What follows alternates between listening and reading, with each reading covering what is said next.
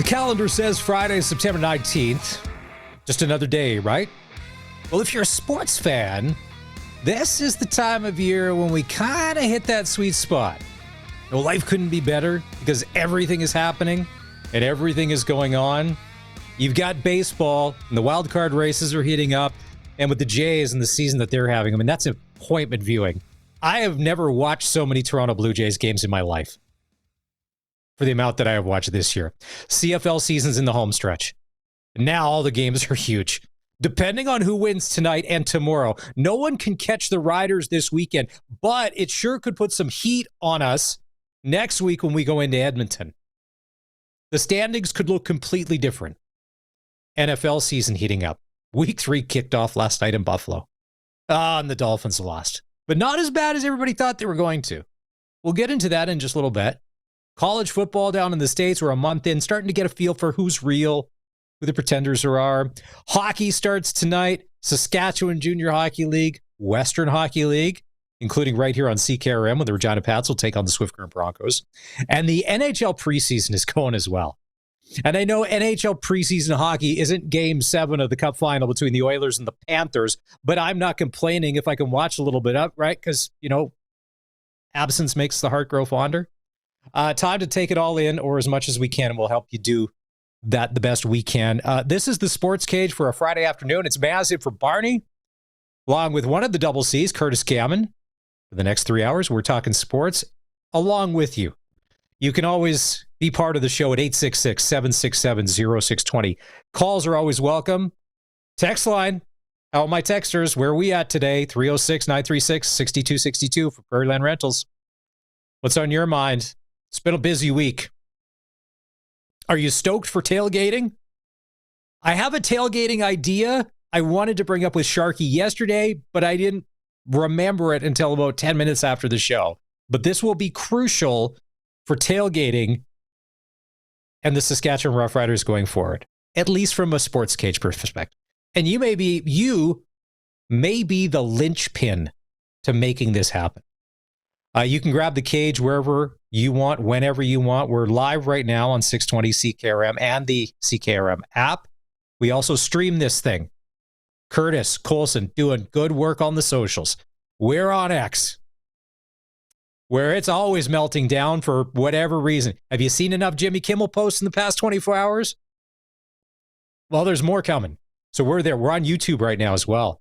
YouTube chat's good. Come in, little avatar, pop in, boom. Drop bomb, boom, pop out. And also you can, there we are. There's our YouTube chat. You can also grab us on demand. Apple and Spotify and Amazon. Show today is for Nelson Homes, supplying home packages and RTMs for over 65 years.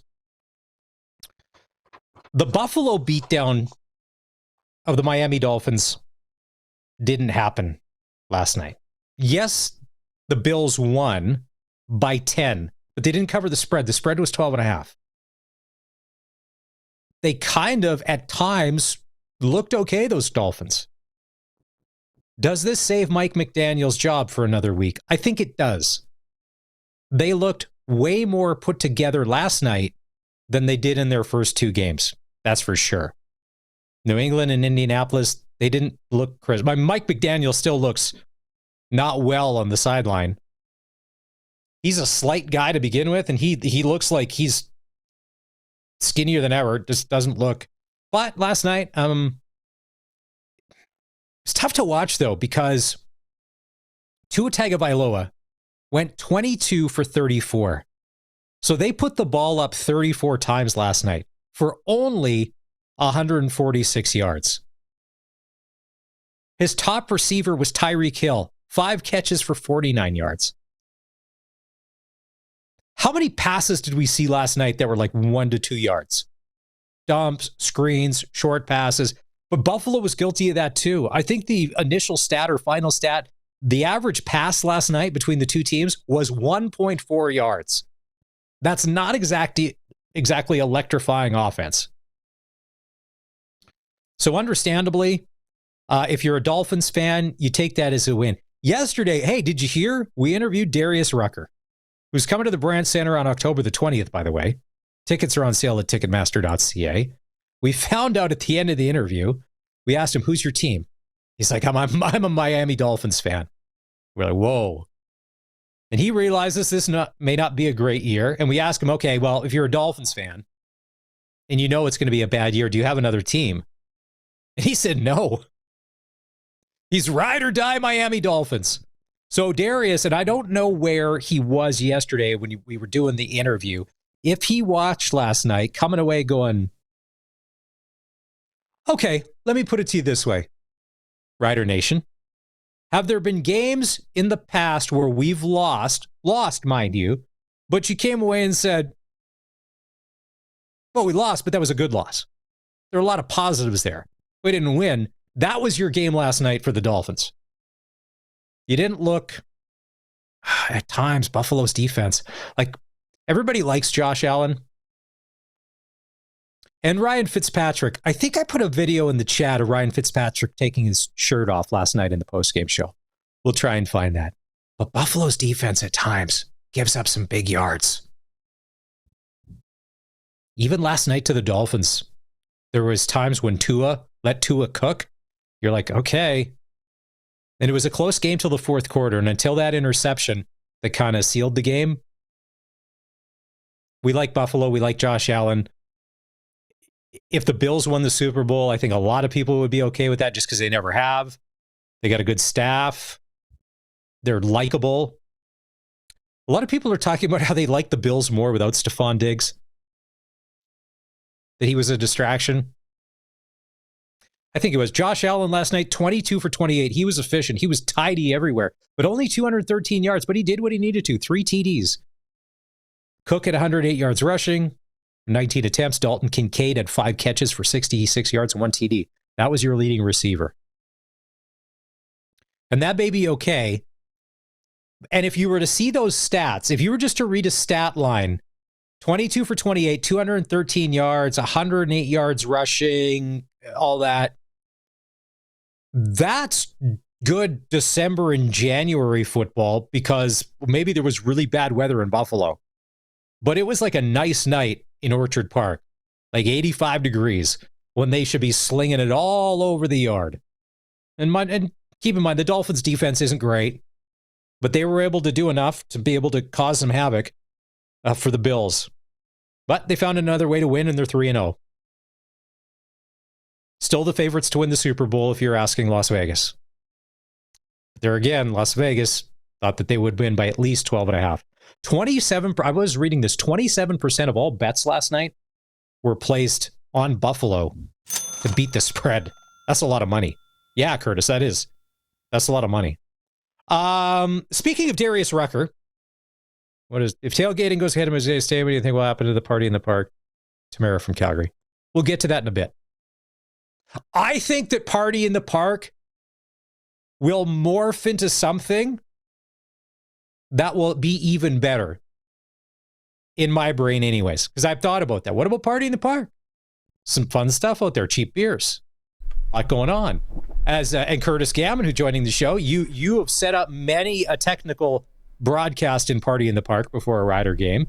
You've seen that thing in full swing. Yes, sir. I think there's a way to roll Party in the Park into tailgating if tailgating gets approved. You know what? Funny enough, I was at the country cookout yesterday, and Craig Reynolds came along, and I was chatting with him. And that was actually one of the questions I asked him. I was like, so if this does kind of go along, it's like, what's the evolution of Party in the Park? And yeah, same kind of thing. You kind of got a nose for it. It's like, it's going to be kind of like a part of the tailgating experience to an extent. Yeah. And we'll dive into, so Curtis had a big night out last night. Oh yeah. But we'll get into that later in the show. There's drone footage, there's celebrities, there's all sorts of stuff. So yesterday in chatting with Darius Rucker, one of the questions I asked, because he's a huge sports fan, and as a musician, there's probably no bigger honor in sports than to get asked to play Super Bowl halftime. So I asked him yesterday, like, hey, would you be? And then oddly enough, today there's rumors that Adele may play the Super Bowl this year. This is what Darius had to say about being asked to play the Super Bowl. That's one of the things for me for my bucket list. I would love to do, something if they wanted to do some, from the '90s or something. Or just, from Hootie and country. I think we could really put on, like there's some big songs right there. And you had a couple other people. It could be really fun. But that's, like I said, that's on my bucket list. That's a dream. I mean, I don't know if me or Hootie will bring it up. I'm sure if somebody else is doing it, we could be a part of it. But, playing in the Super Bowl, I've said this before, if the Dolphins were to win the Super Bowl I played at halftime, then I would just step off the field and go, okay, I'm ready. What else is there after that? Now, when he says he's ready, does that mean like he's good with life?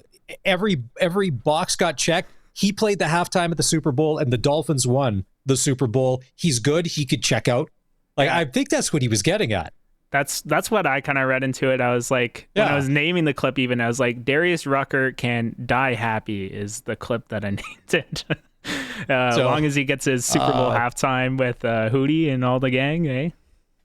You know what? He doesn't need to split this with anybody. If he went up there with Hootie and the Blowfish and he did some of his country solo stuff and the Hootie stuff, that's a Super Bowl halftime on its own. All right. Mm-hmm. When you go through the years and you see some of, because the past few, like who was it? Lamar. I was going to say Lamar Jackson. He's a quarterback for the Baltimore Ravens. Who played the Super Bowl last year? Who played the Super Bowl last year? To me, that there was no connection there. I have like, what was connection? No. Yeah, Kendrick Lamar. Yeah. If Kendrick Lamar can be invited to play the Super Bowl, and if you're listening and you're offended because I said I have no idea who Kendrick Lamar is, I'm not the only one. Someone else is pounding a steering wheel of a truck or a combine going, everybody knows who Hootie and the Blowfish is. Everybody knows who Darius Rucker is. I bet you they have more name awareness than Kendrick Lamar, but yet the NFL being woke and Kendrick Lamar is playing the Super Bowl. Ugh, zero minutes watching. In Kendrick Lamar's there's defense. Yeah, here we go. At the time, he according to Spotify, he was the #1 streamed artist. So over 100 million monthly listeners. So when you say that no one knows who he is, that's not necessarily true. There's definitely people that do. It's not everyone's cup of tea. I would say hip hop is a very polarizing music genre, but it doesn't necessarily mean no one likes it. I would say for the average football fan that's watching NFL, CFL, more people might gravitate towards Hootie and the Blowfish just because of the age thing and for Darius Rucker. Yeah. Because, and I don't know if you've ever heard the album Cracked Rear View, but in the mid-90s when that came out, Curtis, everybody owned a copy of that. CD, album, cassette, everybody did. There's nobody's music collection that didn't not. And how they've never been asked before is crazy. So maybe. I think there's a better chance of Hootie and the Blowfish getting asked to play the Super Bowl than the Miami Dolphins winning the Super Bowl anytime soon. I think that's something we could take to Vegas and put money on. Yeah, I when I was kind of like listening to your guys' show yesterday and kind of checking out the clips and all that jazz, I will agree having like a 90s country halftime show would be pretty good for the Super Bowl. I'd definitely watch it. Why not? You can always go back to Kendrick or whoever the flavor of the day is. I don't think it's going to be Taylor Swift. If it is Adele, and I love Adele, she just has so many slow songs. Like, you got to get some tempo in there. Like, and outside of Rumor Has It, I don't know. Like, could you imagine her singing the song Hello? Hello. It'd be good. Or Skyfall for the James Bond theme. Yeah. I don't know. I'm an Adele fan. The one thing about Taylor Swift, though, is I think she couldn't do the halftime show for the longest time because she had I think she had to deal with Coke, right? And it was Pepsi that did the halftime show. So it was conflict of interest, so she couldn't do it. But I don't recall. She might actually not have the deal with Coke anymore. So it's possible, but who knows? If you're putting together your NFL fantasy team for this weekend, where you've got the app open on your phone and you're betting hard-earned money, careful, there are a lot of teams without their starting quarterbacks. Cincinnati Bengals, Joe Burrow is out with turf toe. He had surgery. Jake Browning is your starting quarterback for the Bengals. Came in relief last week, got the win, looked good. Minnesota Vikings. Ooh, a lot of people are high on the Vikings. J.J. McCarthy, high ankle sprain, 2 to 4 weeks. Sometimes those linger. Carson Wentz is going to take over. Now, if you remember, Carson Wentz, Super Bowl champion with the Philadelphia Eagles. All right? But which Carson Wentz are you going to get? The Philly special Carson Wentz or Carson Wentz of the past couple of years? New York Jets, Justin Fields is in concussion protocol. Tyrod Taylor will start. I don't know if I've ever met a New York Jets fan or anybody that will still claim to be one, but if it is Tyrod Taylor, are you any worse off than you are with Justin Fields as your starting quarterback? I don't think so. San Francisco 49ers, Brock Purdy he's got a little turf toe. He could play. Mac Jones, who's looked okay, would be your starter. And the Washington Commanders, Jaden Daniels, Darian Durant's favorite young quarterback, knee sprain, day-to-day. Marcus Mariota, who is very capable, will be your starting quarterback. Some big games coming up on Sunday we'll get into later in the show. Green Bay Packers and Cleveland Browns. That could be the ugly game of the weekend. Because with the Green Bay Packers and Micah Parsons and that defense, it could be a long day for Joe Flacco and the Browns. If they score 9 points, I'd be surprised. I'll be on that. Rams at the Eagles. The Rams, I think, for whatever reason, McVay and Stafford can dial it up and could beat the Eagles in Philly. Indianapolis at Tennessee. Tennessee's not great, but is Indianapolis for real with Danny Dimes? Dallas at Chicago, that's one of the late games. If the Cowboys can beat the Bears and be 2-1 and a little bit of respectability, that's good. The Bears go 0-3, woo. And your Sunday nighter, the Kansas City Chiefs taking on the Giants. Kansas City got to win. Starting 0-3. They've never started 0-2 under Mahomes. 0-3, that's not great. We'll dive, more into the NFL picture as the show continues. We'll take a break. When we come back, Greg McCullough from the Piffles podcast will join us. It's a big weekend in the CFL. The standings could be totally upside down in like 48 hours, depending on what happens. We'll dive into the CFL picture next, right here on the Sports Cage, on the home of local sports in Saskatchewan, 620 CKRM. Still to come on the show today, Dave Thomas, the voice of the Riders, will join us. Farhan Lalji from TSN. James Gallo, voice of the Moose Jaw Warriors. On the way to Brandon, they open their Western Hockey League season tonight against the Wheat Kings. And we'll also chat with Brad Gushue, who's announced he's retiring from competitive curling. So that's our Sports Cage poll question today. With Gushue retiring from competitive curling at the end of the season, who is the greatest Canadian men's curling skip of all time? It's a good question. There's been a lot of them. Some people, like if you're old school Saskatchewan, Rick Folk, last guy to win the Brier. And if that's the reason why, okay, I'm sure I totally get it. Who is the greatest Canadian men's curling skip of all time?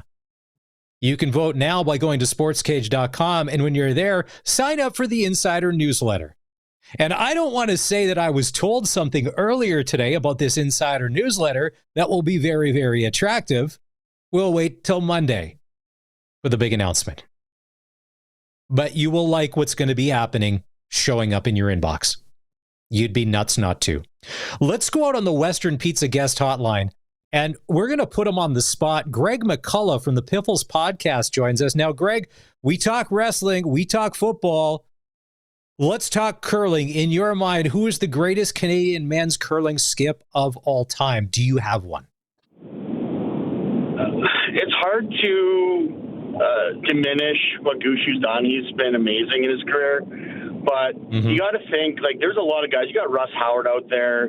You've got Kevin Martin. Like that 90s run, like, they were trading Briars back and forth. You didn't have a dominant team, but Kevin Martin, you got Cooey.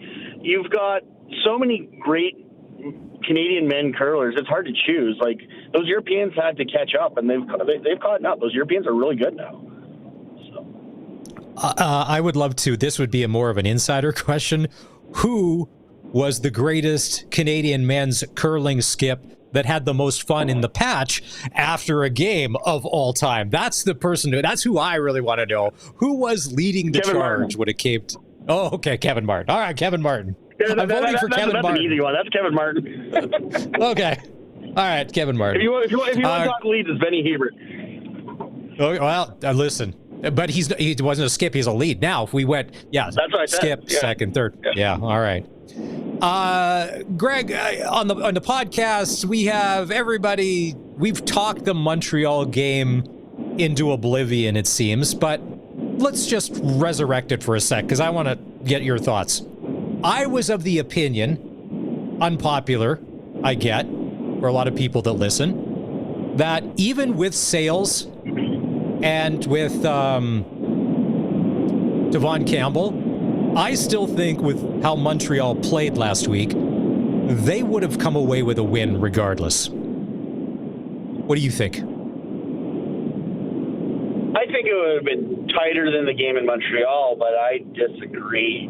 Because everyone wants to point that Sales and Campbell were out, and obviously that's a big one. But you also have to remember we were also on our third string safety as well. And that's not nothing against Cozy Onyeka, but when you're missing two starting corners, your starting safety in Lacombo and your backup safety in Jackson Ford, like it was real like Band-Aid brigade back there in that defensive backfield. Something had to give, and unfortunately, it was usually Krafala Exume that was falling all over himself. No one can catch the Riders this weekend, but Greg, when you look at this schedule, there could be chaos depending on how these games play out and how the playoff picture is shaping up. Because right now, as it stands, you've got the BC Lions in the crossover. You've got, like, there is everything. So we'll go through the games, and I don't know if you see it like me. As a Rider fan who was overconfident last week, the only thing that will make me feel better is if Montreal goes into Toronto tonight and lays an absolute beating on the Argos. I go, oh, okay, Montreal's healthy. They're getting it together. They're on the rise. Last week wasn't a fluke.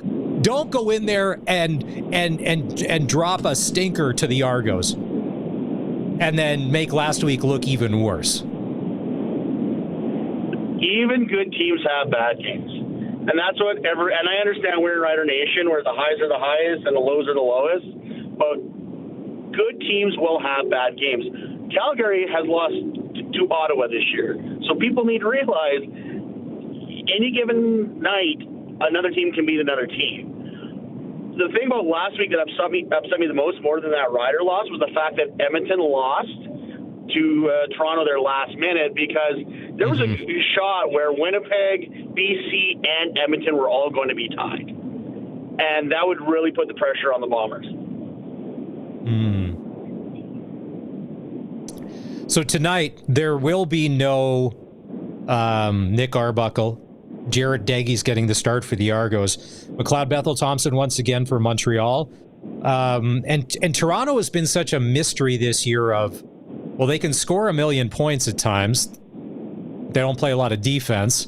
But if Montreal comes in looking like they did last week here at Mosaic, I got to take the Alouettes tonight, even in Toronto, in front of the 6,000 fans they'll have at the game. Yeah, I think the Owls are the safe play on this one. Like, what is Jarrett Daggy? Yeah, he got he drove the field last second.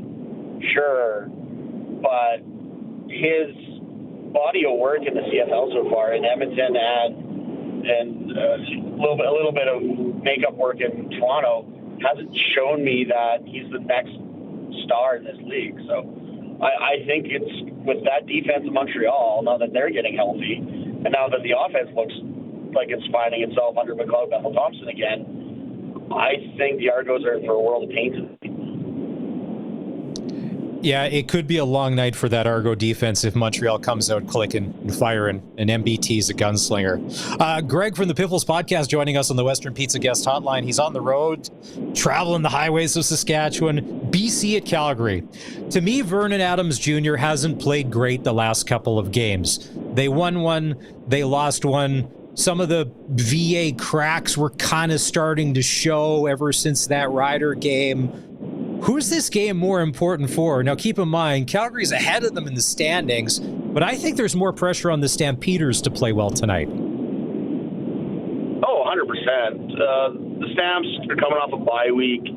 They lost going into the bye week, so they need to win to try to catch Saskatchewan, obviously. So because they're fighting for that home playoff game for the West Final as well.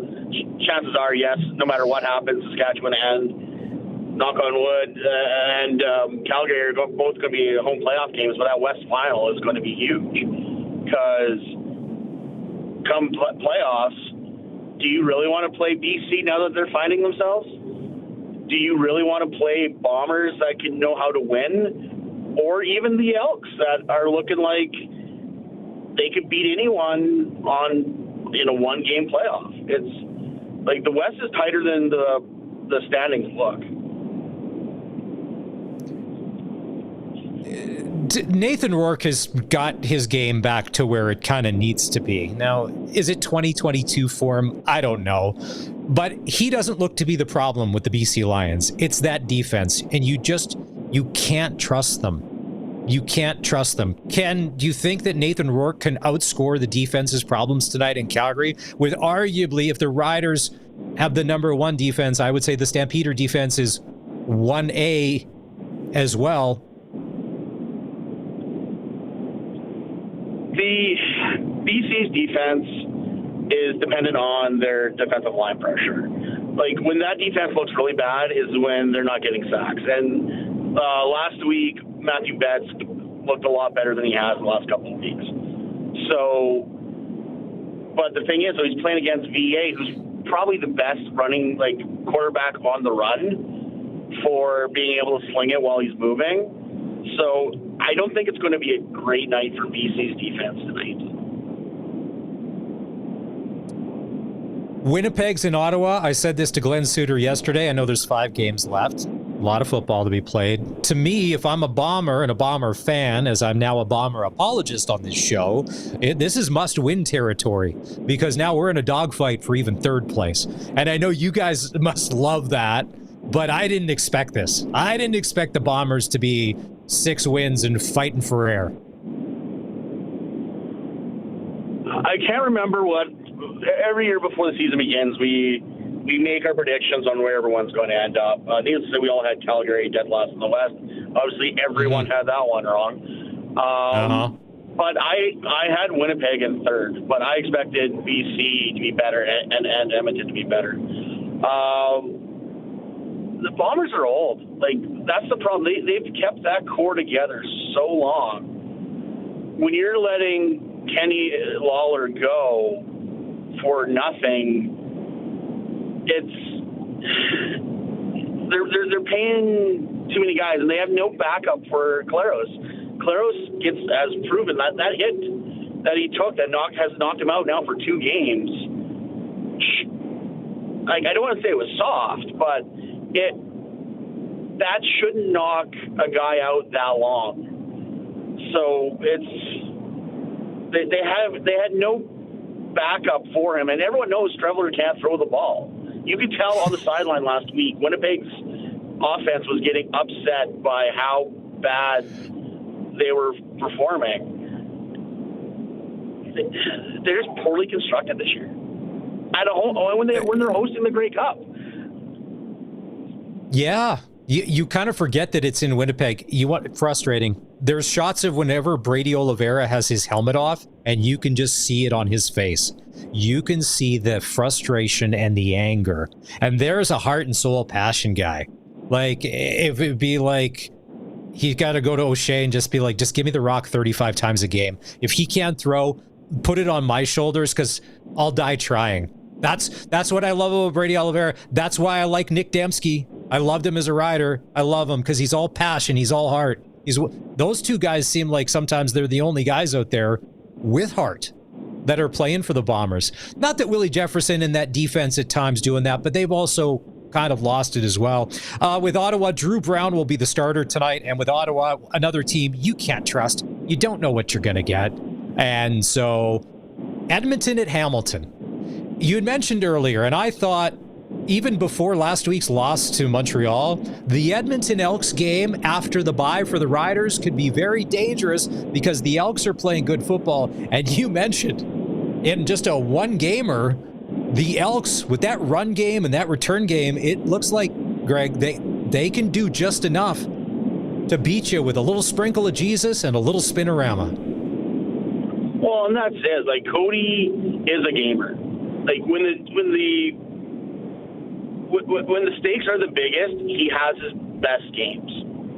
So I can't count him out. Rankin is a beast this year. Their defense has some holes, but Tyrell Ford's playing very well back there. He's finally earning a bit of that paycheck they gave him this year. So in a one-game playoff, the Elks actually kind of scare me more than the Bombers do. Yes, and for the simple fact is because that run game, it's a two-headed and sometimes three-headed monster when you've got Rankin, and then you've got Leak, who's not only on the specials, but he's also the spell back to be like, oh, a little change of pace here. Here's some fresh legs. And I wasn't convinced until how they beat the Stamps in the Labor Day rematch. Now, keep in mind that the Stamps had some injuries, but the Elks looked good and complete, and that we hadn't seen. Could you imagine, Greg, what if Ed Hervey and his ego had Cody Fajardo as the starter from the start of the year? Could you imagine what the standings could look like right now? They'd easily be in third. Easily be in third right now. Because they're only one game out of third right now, so they'd probably game at least 2 more wins. Yeah, that's what I was thinking. Like 2 or 3 more wins. Like they would be like about an 8-win team right now, and like nipping at the heels. And the Stamps could be there too, and the Riders. Like nobody's catching the Riders this weekend, but it sure can make a mess of what the playoff picture could be.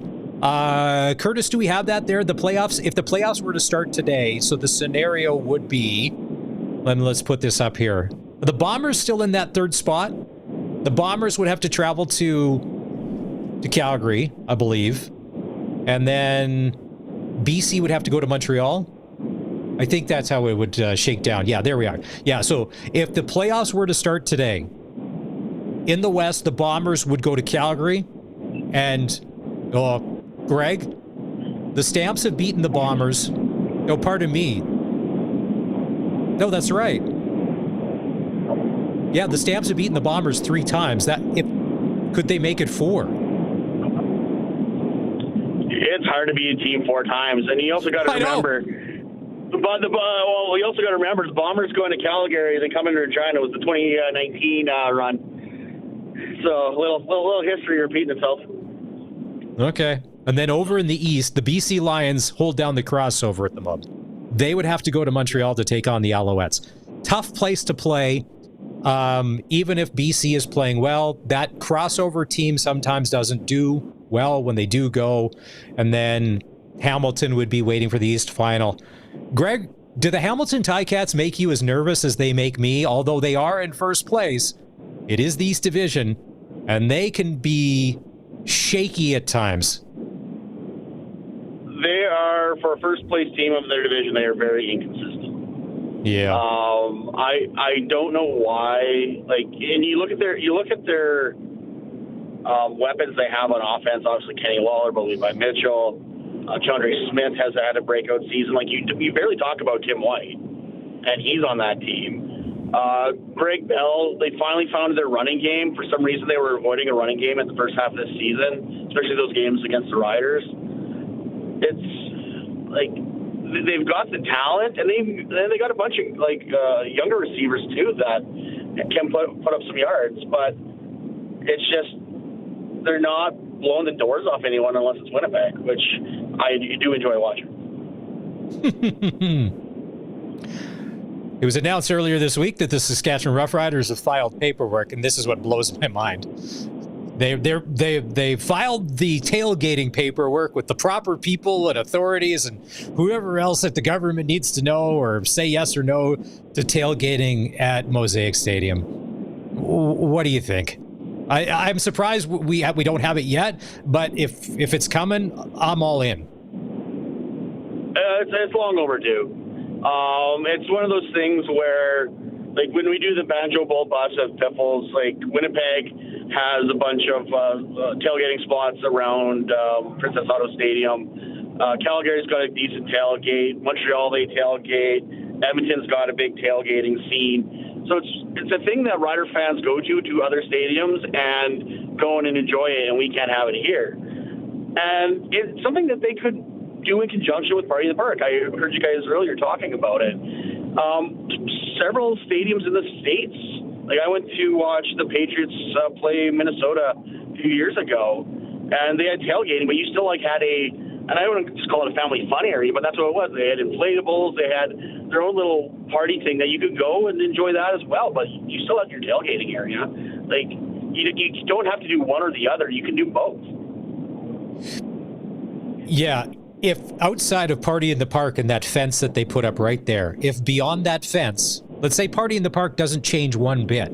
There's still the stages and the happy hour beer and all that. And on the other side of that are people with motorhomes, campers, trucks, barbecues, lawn chairs.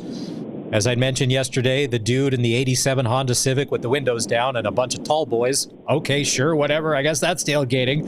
That won't take away. That will just add to, because I know, Greg, here in Calgary at the game a few weeks ago when I went, a lot of the tailgates were being run by Saskatchewan Roughrider fans that live in Calgary because they all had Rider gear on. And they normally rep Stamps gear when the Riders aren't there, but all it does, and you know this, it creates camaraderie amongst the fans, and it really makes it more of a party atmosphere. Oh yeah, it adds the atmosphere, and you're right. It does help with camaraderie. You're going around, go Riders. When we go to the Winnipeg ones, they boo us. I say it's Matt Nichols behind me. It's fun. You just go and do that kind of stuff, but it's something you do because you make friends, you make companions. Like, I know a bunch of Bomber fans that are not bad. They're still Bomber fans. They have bad taste, but they're nice people. And because of those tailgates, and you see, and next time we come around, we see them again, and you just it creates a community not just for the team, but for the CFL in general. Whatever hurdles it takes, if you and I have to go testify at some hearing, I don't know how credible of a witness I am. There's things probably don't ask me about certain parts of my life, but I'll say whatever I need to. And I'm not above, listen, I get slid something on the side, I'll sing like a canary. You tell me that, I'm all good. I'll even not wear a hoodie that day if we got all to look respectable, but I'm all in. I'm all in. And even next year, if they had to we're going to do a pilot program. Like, we're going to do 3 games out of the 10, like maybe Labor Day, just kind of test it out, get the feet under. I'm okay with that too. If you got to graduate it in, if people are like, well, I don't know about diving in here, all 10 toes in the pool, even if you got to slowly bring it in, graduate it, and get her going, I think this week is something good. Hey, thanks for doing this. Where's your final destination today? Where are you driving to, or where are you driving from? I'm heading home. I was in Big River earlier today, so you're catching me on my long drive home. And how long is the drive from Big River back to Regina? Just shy of 5 hours. Ooh. Had a meeting at 1 o'clock. So. Okay, so if you were running Big River's tourism social media account, give us a couple of highlights before we let you go as to why we should all visit Big River, Saskatchewan. They've got a big river and a bunch of trees. That's all I basically saw. And the hospital. Short and sweet, right? Attention spans these days. All right. Safe travels. With you, it's everybody but the Bombers. All right. So, and then Let's catch up and do this again. It's Greg McCullough from the Piffles podcast joining us on the Western Pizza Guest Hotline here on the Sports Cage. The Saskatchewan Junior Hockey League and the Western Hockey League get rolling tonight with their regular seasons. More on that coming up. It's the Sports Cage on 620 CKRM. The biggest football game in Saskatchewan goes down tonight in Saskatoon at Griffith Stadium. The Regina Rams taking on the U of S Huskies. Kickoff goes at 7. You can stream the game on the CKRM website starting at 6:45. CFL tonight, the Alouettes are in Toronto to take on the Argos, and the Lions in Calgary to take on the Stamps. Major League Baseball, the Toronto Blue Jays start a series with the Kansas City Royals. First pitch at 5:30. WHL regular season kicks off tonight. The Regina Pats are in Swift Current to take on the Broncos, and you can catch the game right here on the home of Regina Pats hockey, 620 CKRM. Pre-game show with Dante DeCaria at 6:30. The Warriors are in Brandon to take on the Wheat Kings, and the Blades are in Prince Albert to take on the Raiders. Saskatchewan Junior Hockey League tonight, 6 games. Yorkton Terriers at the Weyburn Red Wings. Estevan Bruins in Melville to take on the Millionaires. And the Warman Wolverines, in their first ever game, will host the Humboldt Broncos. And the Saskatchewan Sports Hall of Fame is having an open house and autograph session tomorrow from 1:30 till 2:30 with its 2025 inductees at the Sports Hall on Victoria Avenue. You can meet people like former Saskatchewan Roughrider and Seattle Seahawk John Ryan. Friday edition of the Sports Cage. The news came out earlier in the week about tailgating at Rider games. And I said to Sharky and Barney, good on you. You guys have been banging this drum for a long time. In the Pilsner Cup and our planning committee meetings, we've always had tailgating. It was probably going to be illegal. Now it's probably legal. That's good, right? One less headache to worry about. Ah, look at that. You're going to have to add an art, Curtis. You're going to have to tell the AI program, because that doesn't look like it was made by a human. Put an RV in the background somewhere in there. Somewhere in there. Sure. Okay. Now, we need to get ahead of this. I don't know. If I was part of the Sportsnet group chat that you guys have when you're texting stuff around, I'm not opening old wounds from 9 months ago. But if I was, I would say we need an emergency meeting to get ahead of this tailgating thing. We don't have budget. You know this. Our cable got cut off last year. It got turned back on. But I don't know the financials. I'm assuming we don't have money for a motorhome. Mm-hmm. If somebody in the Sports Cage audience, hear me out, Curtis. In the Sports Cage audience is listening. If you have a motorhome that runs, got to have a good engine, like a 350 Chev, nice. We don't need something that's a project. Got to run. You donate to the Sports Cage, we'll get it deckled up. So when this thing gets approved, the Sports Cage RV / motorhome / whatever tailgate mobile is ready to go. What do you think? Pretty good. And we'll get our people on board so, you can get your receipt, your charitable income, write it off on your taxes, whatever you need to do. And you could see it at every Rider home game. Beautiful in the parking lot. Listen, time out. Are you working for the Canada Revenue Agency? I didn't say anything about receipts. We need somebody to give us a motorhome. Yeah, it's a charitable donation. Well, yeah, we're a charity case. We'll beg, borrow, and steal somebody to paint it. We'll figure that out. Sports Cage, we'll get it done up. That when this thing gets announced, we just drive to Mosaic. Maybe we do the show from the parking lot that day just to celebrate. There'll be nobody there. Maybe some security from Real, somebody there fixing the leaky roof. I don't know, but we need to be ahead of this. We've got a head start like nobody else. Text line, who's got a motorhome? Let's say your wife has had it up to here with that thing sitting either in the driveway or the backyard, and you've been putting off getting rid of it for like 3 yees. This is your golden opportunity. Help the cage, the community. No, I want nothing to do with it. We'll put it in your name. You can go stand in line at SGI and get the plates for it in your name, not me. But this is what we need. Yeah, we can make it work. And you know what? At the country cookout, when we're hanging out, and I was talking with Craig, and we're talking about tailgating and all that jazz. One of the things that did come up in conversation, and so if you see this in the Rider store, just know It originated from a Kurt Gam original idea. I was like, oh man, like the real district, there's bumps kind of in the parking lot. You never know if your trailer is gonna like roll away. I was like, oh, you guys should go and get Roughrider trailer chalks so you can just chalk the wheel, nice and green, got the Rider logo on it. So if you see that in the Rider store, just know came from right here, right in the noggin. Did you call your idea in the third person Kurt Gam? Like that's a abbreviation of your name. So all ideas, that's a Kurt Gam. Like you have third personed yourself ideas with its special nickname. Yeah. I third person ideas, and I also speak myself in third person when I'm referring to future Kurt Gam, because past Kurt Gam is always looking out for future Kurt Gam, because like future Kurt Gam has no idea what's going on. So I always have to, I'm like, man, where did I put my keys? And it's like, oh, I put them in the bowl because past Kurt Gam was looking out for future Kurt Gam, because future Kurt Gam has no idea what's going on. Well, whether you want to text Kurt Gam or Maz, listen, 306-936-6262. If you've got the motorhome situation, as Barney always says, I know a guy. You just get us the motorhome. We'll get everything else so we can be 1A on the tailgating list to get our parking pass for Mosaic Stadium in the real parking lot there.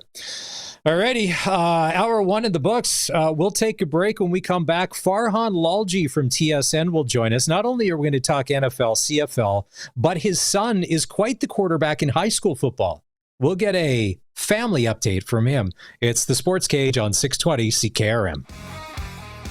As we get set to head into the weekend, what a forecast for harvest. Sunny, warm, and dry.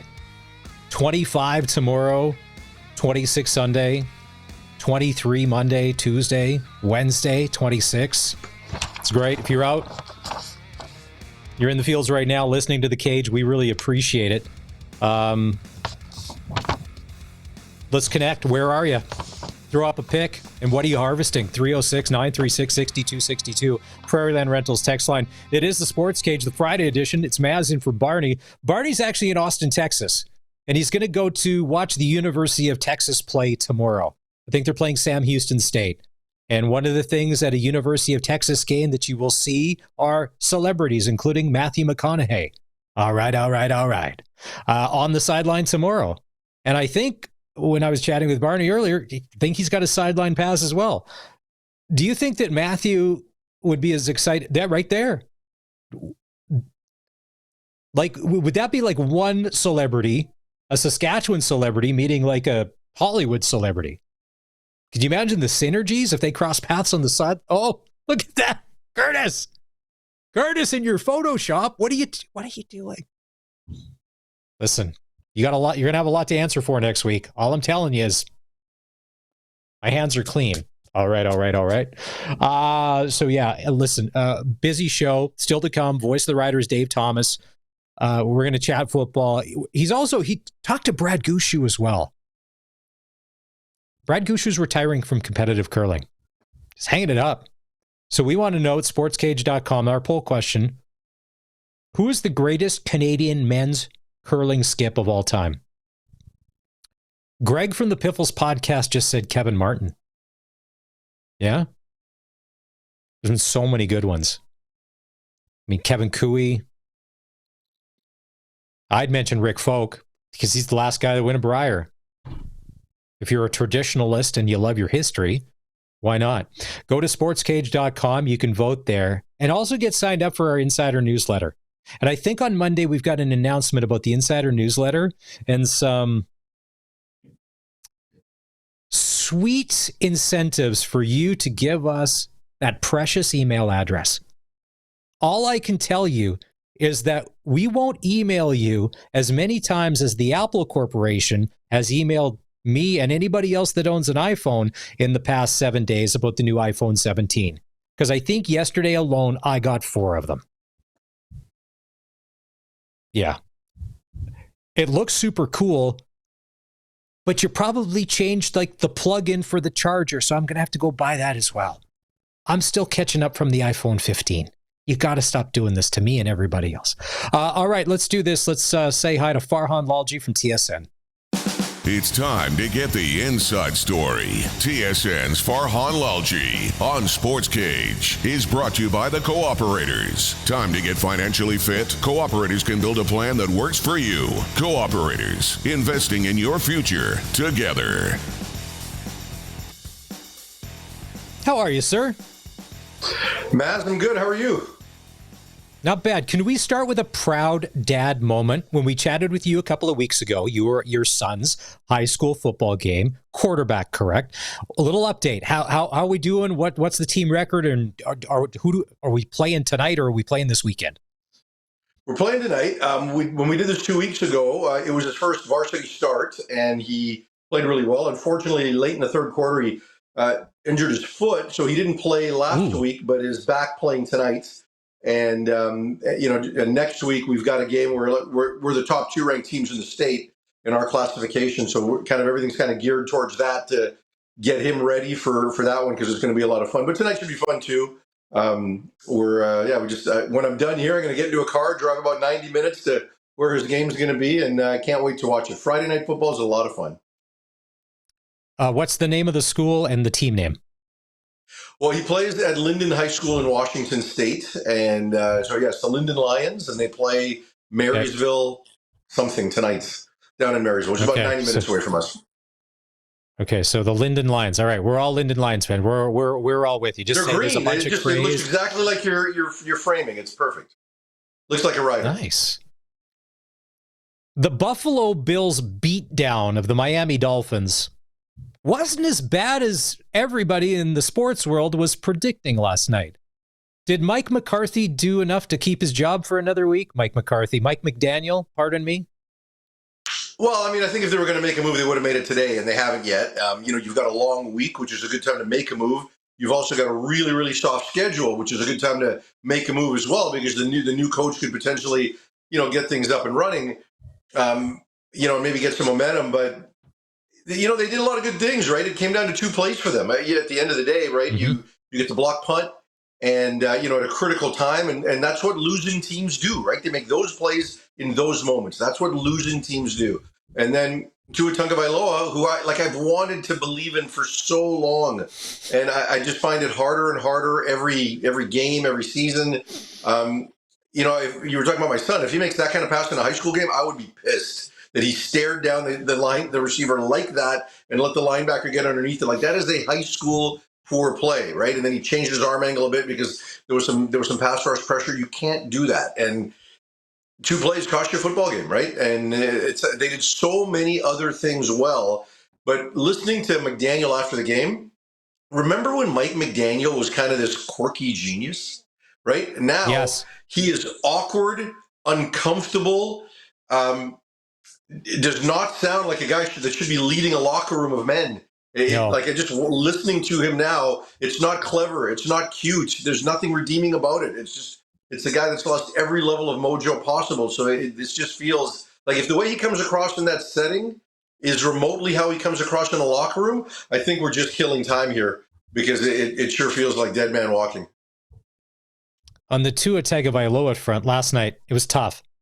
They threw the ball 34 times, and 34 times for 146 yards. Ooh. And okay, now it's September. It was 85 degrees. If it was January and the wind was blowing and the snow was coming in, 146 yards, okay. But on the flip side, and this is where Bills fans, be cautious, because everybody has anointed you Super Bowl-esque. But at times last night, the Dolphins gave you fits. There's still times where your defense looks very susceptible. I mean, you saw it in the Baltimore game. Stopping the run, stopping the pass. To me, Miami played really well at times. And the Bills just don't at times on defense. Yeah, you're right. They're one of the worst third down defending teams in the league, right? And even offensively, there were some fits and spurts where Miami was able to generate consecutive stops, and you just don't think a team that in shambles, especially on the defensive side of the ball, should be able to do that against an offense as prolific as Buffalo's. So, I'm still not fully buying Buffalo quite yet. I want to see more, but I mean, I'm always going to buy Josh Allen. But, on the other side of the ball, right, Miami looked good at times in a lot of different areas, but at critical times in the game, this is when their true character shows up. And, I don't know that it's going to get any better, but as I mentioned earlier, they've got a soft schedule coming up for the next 5 games. So if it's going to get better, this is the time. Out of all the teams that will be missing their starting quarterback this weekend, Cincinnati, Minnesota, New York, San Francisco, and Washington, who's at the biggest disadvantage without their starter? Washington. I'm such a big Jaden Daniels fan, and I think that he is I think he's an elite player. He makes that team entirely different. And I think there's a big drop-off to Marcus Mariota. And, you've always got to look at that, right? Like, what is the drop-off? If you're Minnesota, J.J. McCarthy for 7 of 8 quarters this year hasn't been great, right? And Carson Wentz has been so erratic in the back half of his career thus far. We'll see what we're going to get. But he does have the ability to win games. And the thing with Minnesota is they've got the best offensive coordinator in football in Kevin O'Connell. So if anybody can get everything out of Carson Wentz, it's probably him. But like I look at Washington and they were so dependent on Daniels, and it hasn't looked great for them so far in the early going this season, but I'd bet on that kid.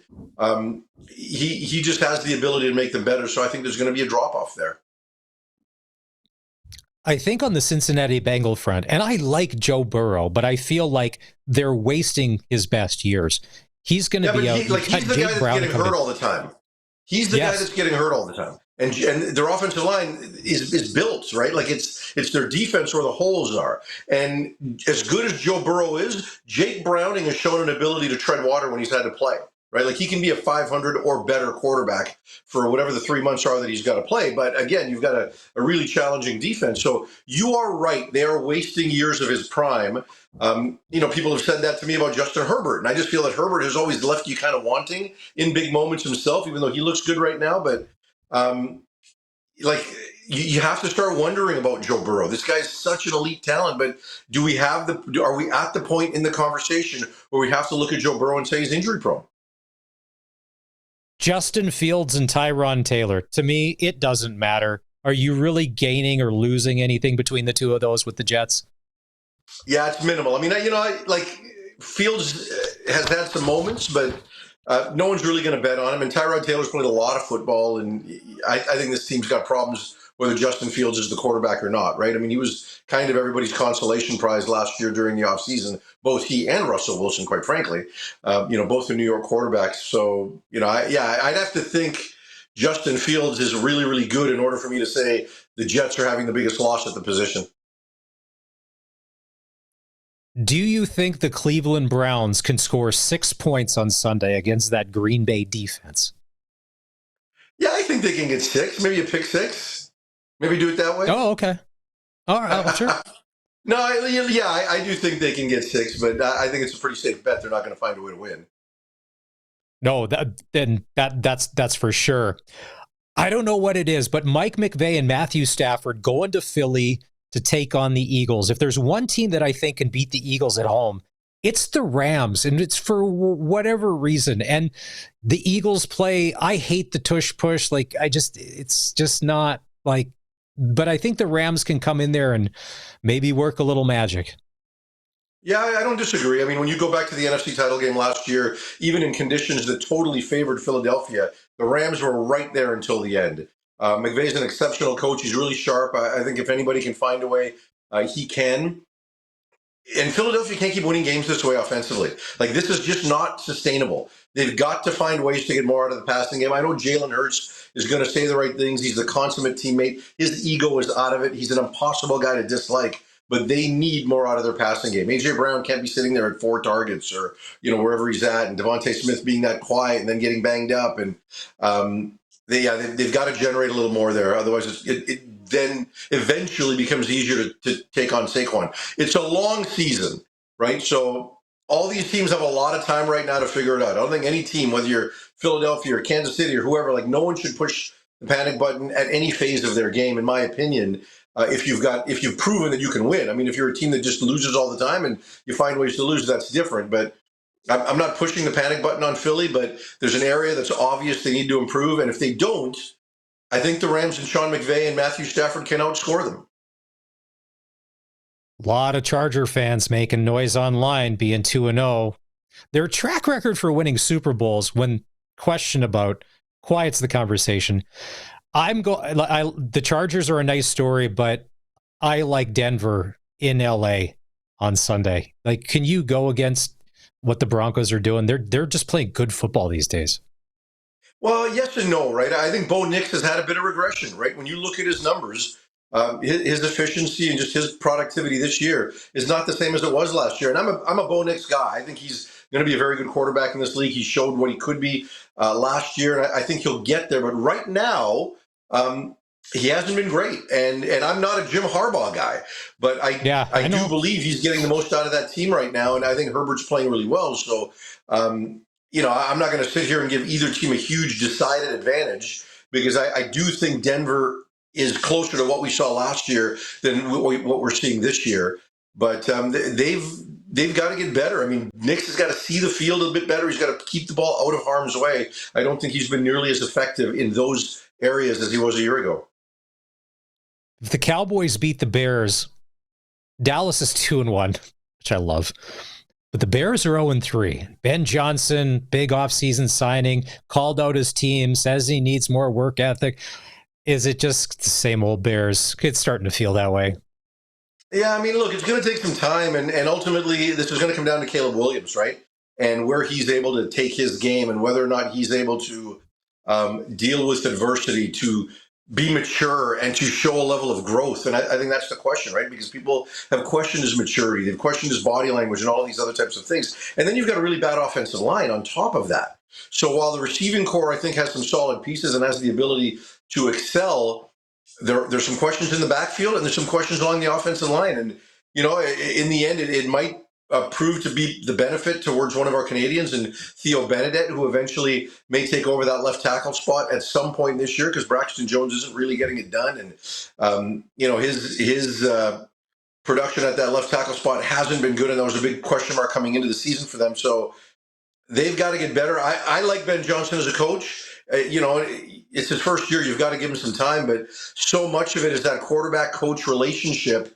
And I'm not saying they don't get along, but I don't know that he has pushed the right buttons with Caleb Williams yet. If the Kansas City Chiefs lose to the New York Giants in Sunday Night Football, Kansas City would be 0-3. They've never been 0-2 with Patrick Mahomes, but 0-3 would be really unfamiliar territory. Is it a Aaron Rodgers situation from a few years ago? Just relax, everything's going to be fine. Or if an 0-3 start for the Chiefs, is that real concern? You can make the case for the opponents they've lost to this point, right, with the Chargers and the Eagles. You cannot make a case for them losing to the New York Giants. Like, that's just not acceptable, in my opinion. Now, look, I tend to always, I am never going to doubt Patrick Mahomes. So even if they go to 0-3, I'll come on this show next week and say relax. But my eyebrows are going to raise if they can't find a way to beat the Giants. That is not a good football team, and there is no way. I mean, are there some holes in Kansas City's lineup on their roster? Sure, especially with what's going on at receiver. But there is more than enough there, and now more than enough motivation there. And, with Andy Reid and Steve Spagnuolo and the acumen that they've got, they have to find a way to beat the lowly New York Giants. Russ was cooking last week against the Cowboys. Do you see those deep balls he was throwing? That was nuts. I know, but he was good. It was a throwback vintage performance, which is why it's such a waste that the Giants found a way to lose that game. Because Russ isn't going to do that on multiple weeks, right? Like, that's not who he is at this stage of his career. That's a bad Dallas secondary, a questionable Dallas defense all the way along where they've got holes. So I don't think that's going to happen when you're facing Chris Jones and Trent McDuffie and some of the other pieces on Kansas City's defense. He cannot put up a 400-yard performance against Kansas City. As we switch to the CFL, Farhan, a lot of us Rider fans, the only way we're going to be able to rationalize losing to Montreal last week is if Montreal goes into Toronto tonight and blows the doors off. Then it wasn't a fluke. That's just a good football team on the rise playing good football. I don't think that justifies what Saskatchewan did last week, because Remember, Jared Gayton is going to be Toronto's quarterback right now. I Right? know. So I know. Montreal is going to go in there and win the football game, right? McLeod, I know. Ethel Thompson played well, but that matchup with Exume and Philpott was like taking candy from a baby, right? The fact that that was the option that Saskatchewan rolled out there, and Jason Moss just looked at that and said, "Yeah, I'm going to go there, and I'm going to go there again, and I'm going to go there again," and made a lot of money for Philpott. So yeah, I mean, at the end of the day, when Saskatchewan's healthy in the back end, they're not going to play like that on a regular basis. But Montreal's going to go in tonight and they'll beat Toronto, but not because they're a great football team, but because of who Toronto's going to be playing at quarterback. So I fully expect Montreal to win 2 in a row here and steady the ship. And then you may get Davis Alexander back in the next 2 weeks. Last year, the biggest storyline in the CFL was Vernon Adams Jr. and Nathan Rourke in BC. Tonight, it's the first time they'll face each other in the regular season. VA for the Stamps, Rourke for the Lions. VA is the ultimate professional. You're never going to hear a word from him, but you have to know this is personal to the core, and a win tonight would mean everything to him. And I hope his teammates realize that too, of who he is and all of that. But it's easy to say something. It's a little harder to go on the deal. To me, this is the game of the weekend. Yeah, it'll be interesting to see how this one plays out. I fully expect Calgary to win.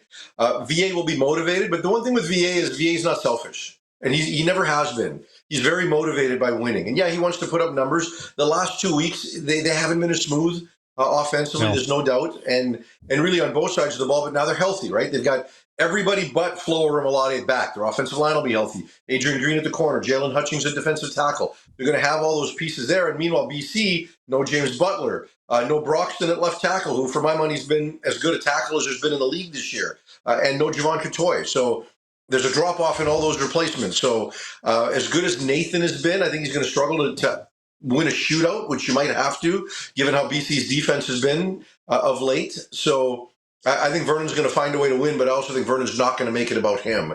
And the guys will rally around him, but other than Dom Rhymes, it's not like a big group of those guys that dealt with what VA dealt with. And the other thing with VA is he actually really likes everybody in BC, right? He likes Nathan Rourke, he likes Justin McInnes, he likes Keon Hatcher, and it's not the same coaching staff as it was a year ago, right? So he won't make it personal, but VA for his own sanity right now, he wants to play better than he has the last 2 weeks. He wants to find his groove again. I agree. The past couple of weeks, that's not the VA that we've seen. Earlier in the week, Mike O'Shea did his best in the press to talk up Chris Streveler, who will be the starting quarterback in Ottawa tomorrow against Drew Brown as they take on the Red Blacks. For me, this is must-win territory for the Bombers if they're going to keep pace for third place in the West, maybe a crossover. Streveler, Drew Brown, Red Blacks, who hasn't played but seems to get injured. Like this one's a bit of a murky mystery. Yeah, I mean, I'm so quarterback-centric when it comes to my evaluation on these games, and I just don't think that Chris Streveler is a legitimate long-term answer at the quarterback position for any team. I'm not saying he's not an effective football player because he has the ability to run and do different things. And much like I talked about VA, Chris Streveler is not going to make it about him. He's very much about the team. But I just think there's going to be so many limitations in the pass game for Winnipeg. I just see Ottawa winning this game. And it's going to be must-win for Ottawa, right? Like they haven't lost belief that they still have a shot to get into the playoffs. And is it must win for Winnipeg, especially if BC loses tonight? Right? Like they're right there with the Lions again. So I'm not sure there's necessarily that level of panic, but and I thought we would see Zach Caleros this game. So, so unfortunately for the Bombers, he's not ready to go. Hopefully it's sooner rather than later. Dustin Crum has played very well for Ottawa. So can Drew Brown bring more to the table than Dustin Crum has the last couple of weeks? He's going to face a better defense than what Crum did in the 2 games against the Lions. But I'm going to take Dustin Crum over Chris Streveler anytime. And, Winnipeg's been good on defense, but they've been inconsistent there too. So I think Drew Brown, I should say, is still going to have every opportunity to put up some points in this game. To me, the Edmonton Eskimos are the most improved team in the CFL over the past 6 weeks. They're playing complete football, their run game, their return game. Cody's doing just enough. The defense, you can see some of the some of the stars coming out. And Hamilton, to me, is not trustworthy. Now, they are at home, so I will give them that. But if Edmonton can play the scrappy football they're playing, I can't see why they can't go in and steal one at the nameless Tim Hortons, not Iverwin Stadium. Yeah, I would agree with you. I think they're right there. Hamilton has not been the same team offensively that we saw in the first 6-7 weeks of the season. They've regressed a little bit. Kenny Lawler hasn't taken games over. It just isn't operating as smoothly as it once did. I totally agree with you, Maz. I think Edmonton can go in there. They are the most improved team in the league. They're slowly getting some pieces back. Jared Brinkman's coming back this week, and I think Nick Anderson is close. So they're slowly making their way back to full health on that side of the ball, and I like what Cody's been doing, right? So I absolutely think he can find a way to go in there and win this game. I'm picking Hamilton to win, but it's a 5.5 point spread, so I've got Edmonton covering. All right.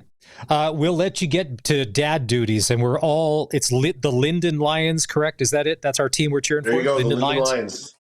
Keep an eye on it. All right, we're all Linden Lion fans tonight here on the Sports Cage. All right. Have a great weekend. We'll catch up with you next week. That's Farhan Lalji from TSN, who joins us every week. It's brought to you by the Cooperators. Time to take a break here on the Sports Cage. When we come back, Dave Thomas in a conversation with Brad Gushue, who is retiring from competitive curling. And we'll find out why. We'll do that next. It's the Sports Cage on the home of local sports in Saskatchewan, 620 CKRM. We could probably do this every day, especially every weekend. Our clutch performers are the volunteers that make sports tick in this fine province we call home. Hey, how about everybody involved on the volunteer committee at the Beachy Western Days Indoor Rodeo? Kicks off tonight. Rodeo's actually tomorrow and Sunday. Tonight it's just about drinking and dancing. Oh, there's nothing like a good small town rodeo. It's the 55th annual in Beachy. And also, hey, to everybody, University of Saskatchewan Fall Rodeo, they brought this back. It's going to be tomorrow and Sunday at the Delisle Rodeo Grounds. It's the revival of intercollegiate rodeo. With teams competing against each other, performances will go, including tomorrow night at 6:30. That's your clutch performer for Nick's service. It's funny, as the weather's starting to turn, and it's beautiful weather, you couldn't ask for more when it comes to harvest. As we get closer to fall, it's technically still summer, I think for a few more days, but the kids are getting signed up. The hockey, the ringette, the football's going, and it's curling season. I mean, our kids have already been to one curling camp. God, have you bought a curling broom lately? How about 2 of them? And sliders? Oof, those are cheap. Inflation even hit the curling supply store. Man, oh man. And then the announcement came out that Brad Gushue is going to retire from competitive curling. And our Dave Thomas had a chance to catch up with Brad and talk to him all about that.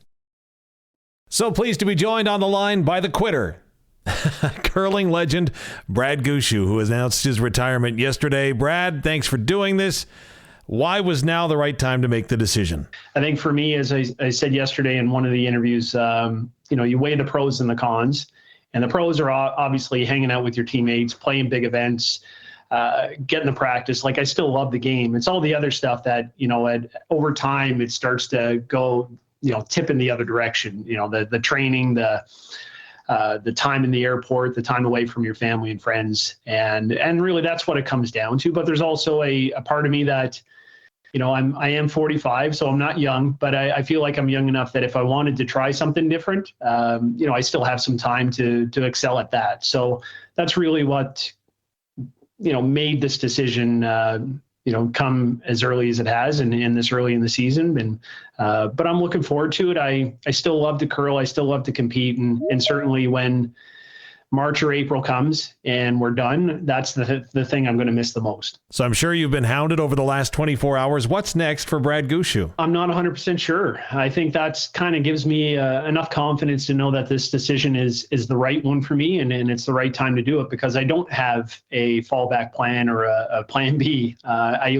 literally am just making this decision and going to focus on the season. I think once we get to the end of the season, then obviously I'll start thinking about what comes next. But I do want to stay involved in the sport in some way. I'd love to maybe play mixed doubles with my daughters if my body holds up, maybe get involved with coaching them or in some other aspect of curling. It's a love that I've had since I was 13 years old. So I don't want to get away from the game completely. So I do want to stay involved, but I also have a bit of a hunger to try something new and to explore other things as well. So, the door is wide open, but I have no plans. And as someone that's a big planner, I could tell you what, it scares the crap out of me and gives me stress. But, I'm going to embrace it and really just focus on the trials and then the Brier, and then shift the focus to whatever comes next. If you look at all the accomplishments in your career, it's hard to overlook 2017 and that Brier victory as a turning point. What did that mean to you and the team? Well, certainly that kind of opened the floodgates for us. I think up to 2017, the Brier was a bit of a monkey on our back in an event that we couldn't seem to win, when I think we were good enough to win for several years. And then to pull it off at home with all the pressure that we felt and all of the support that we had, I think we made the most difficult setting, or we won in the most difficult setting that we could have for the Brier, for us anyway. And, once we were able to achieve that, the rest of the Briers became much easier. But, I do believe the Brier this year is going to be a difficult one. Obviously, the teams we're going to compete against are going to be difficult, but I think, as Mark alluded to, the emotion that we're going to feel now that it's going to be the last one for me, and to do it at home, that's going to be a pretty tough one. But I can assure you, we're going to plan as much as we can and do whatever we can to make sure that we're prepared for that emotion and what we're going to feel. But I'm also excited about it too. So now that you've announced your retirement, do you approach this year any different than any other year in the past, Brad Gushue? No, no changes in the approach. I think I'd probably come into the season more fit than I have in a number of years. I've worked my tail off. I know the guys have worked real hard. We've had a couple training camps already, which I think have went really well. And we've got a number of training camps now leading up to the trials and obviously the Brier. We're going to be putting it all out there and giving everything we can. And I think the only change that we made, and it's probably not even a change because I think we attempt to do it all the time, was to really have as much fun as we can over this year. And I think I'm personally going to make an effort to really enjoy each and every moment that I'm going to have, and certainly show the gratitude that I have for the people that have helped me along the way, whether it's my teammates, whether it's our support staff, or whether it's the fans that come out and watch us. I think I'm going to try and embrace that as much as I can and enjoy it. And hopefully that'll keep me a little bit more loose than I typically am. But I'm excited about it. I'm looking forward to it. And I have to say that my team, when I shared it with them, were amazing. They were extremely kind, very empathetic to what I was going through. And I couldn't have asked for a better response for them. And certainly the support that they give me over the last week has meant a lot to me. Why decide to announce now prior to the season as opposed to maybe at the end of the year? Well, I think, I'll answer that by going back to last year where I felt I knew. I not kind of kept it to myself. I did keep it to myself. I didn't share the feelings that I had with anybody. And I struggled last year with the motivation, with the drive. And, I think my teammates knew that. I think our coach knew that. And certainly when I got to that 100% point, if I know, it's just as well to let everybody else know. And my hope is by sharing it with everybody, it's going to take a burden off me. And to be honest, waking up this morning now with everybody knowing, I do feel better. So I'll find the motivation. I know it's the last year. I know I have that drive and I'm more excited today than I was yesterday about the season. So certainly I think sharing it and taking that burden off my chest is going to allow me to find that motivation, that drive that I probably lacked at certain points last season. You look at the list of accomplishments that you have over your career. Are there any memorable shots or instances that perhaps stand out? Shots and moments. There's two shots that kind of stand out for me. And one was in the 2005 trials. I made a draw to the pinhole against Jay Peachy in I believe our second last round robin game. And it was down the side of the sheet that we hadn't played in 3 or 4 ends. So we were guessing at the weight. And I threw it and I could see the guys sweeping it on and off. And they swept it to absolute perfection and put it right on the pin. And I didn't know if it was covering the pin or not because we had such a tight space to get it in. And I just remember my reaction was kind of like, did we win? And then they said we won. And I just kind of did one of these. So it was a very awkward fist pump. And then the other one that really stands out to me, and it gets shown a lot on the top 50 shots. I made a shot to beat Kevin Cooey in, I think, the 2015 Brier. That I'm not convinced we thought was there, but it worked out, and we got a rock going kind of back up the sheet, and that was a pretty cool shot as well. Obviously, the shots to win the Briers and stuff are in there, but those, as far as actual, big shots, were probably two of the best shots that I've ever made. It's amazing when you consider that this has been a quarter century of curling, Brad Gushue, for you and your team. What are you most proud of? What am I most proud of? I think it is probably the quarter century, just the longevity, the fact that we've been able to stay at or near the top of the game for such a long time and keep that motivation at the level that it has and go through how the game has evolved over the last 25 years. I think that's something that I'm very proud of. And I think that's something that's hard to achieve. And I think that's probably what I'll go with. This question may be under the premature category, but you undoubtedly are going to be leaving a legacy behind. And you have a chance to cement that, I would submit, this season. So when you look in terms of your legacy and the name Brad Gushue, what do you want fans, your fellow competitors, your teammates, what do you want them to think of? Oh, that's a tough question. I'm not 100% sure. I off the top of my head, if I had to answer that, I want to be known as a good teammate. I want to be known as a good friend. All the other stuff, the accolades and stuff are great. I'm not too worried about it. If I win a 7th Brier, it's not going to change how people feel about me. If I win another Olympic gold medal, it's not going to change how people feel about me. It's the other side. Ideally, a good father, good teammate, good friend. I do need to ask you a question on behalf of the entire province of Saskatchewan, as when our text line hasn't been hopping over the secondary's performance against Montreal last week for the Saskatchewan Roughriders. The next question is, will Brad Gushue be coming to Saskatoon in December? I would say right now that's the intentions. I think depending on how Halifax goes in the trials, obviously we're going to be making adjustments to our schedule one way or the other. But the Grand Slams are great events, and obviously getting to Saskatchewan is, it's next to playing in Newfoundland is one of the best provinces to play in, because you guys it's curling country out there, and you support the events as well as anybody. So I would say, very high likelihood we'll be there. But I can't say 100% at this point, just because we don't know how the trials are going to turn out. Thank you very much. And if you can cover a receiver, you'll make the entire province's day. I'm not sure I could do that. You haven't seen me run. That's why I went to curling, because I'm not the fastest runner. Brad Gushue, hanging him up professionally. I think curling is one of those things. When it's in your blood, it's always in your blood.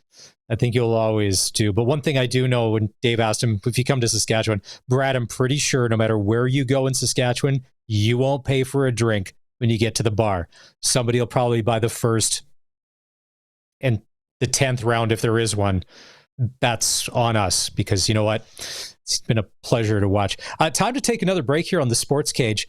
I think he called himself Kurt Gam earlier in the show. Kurt Gam was out last night with the drone and a camera. It was harvest. Like we were all over the place. Sports Cage, 620 CKRM. There was Saskatchewan Roughrider royalty there. We'll give you a peek into what we were up to last night. We'll do that next. This is the home of local sports in Saskatchewan, 620 CKRM. The Regina Rams are the number 5 team in the country when it comes to university football, and tonight they're in Saskatoon to take on the Huskies. Every game's important. This one is even more important. Kickoff tonight at Griffith Stadium goes to 7 o'clock, and you can actually stream the game on our CKRM website starting at 6:45.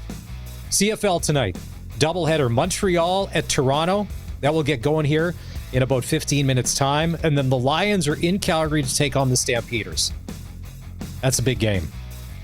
Blue Jays in Kansas City to take on the Royals. They'll start a series there. First pitch around 5:30. Western Hockey League tonight. The Regina Pats are in Swift Current to take on the Broncos. You can hear the game right here on 620 CKRM. Pats hockey starts at 6:30. Pre-game show, face-off 7 o'clock. Moose Jaws in Brandon to take on the Wheat Kings, and the Blades are in Prince Albert to take on the Raiders at the Communiplex. I know it's called the Art Hauser, but It'll always be the Communoplex. SJHL tonight, 6 games. Larange at Flin Flon, Yorkton at Weyburn, Estevan at Melville, Humboldt at Warman, Kindersley at the Battlefords, and the Nipawin Hawks are in Melfort to take on the Mustangs. And in the preseason polls, the Mustangs picked once again to be the team to beat in the Saskatchewan Junior Hockey League. Oh, and don't forget, the Saskatchewan Sports Hall of Fame is having an open house and autograph session tomorrow from 1:30 until 2:30 with its 2025 inductees at the Hall on Victoria Avenue. Tomorrow night, they have their big induction dinner.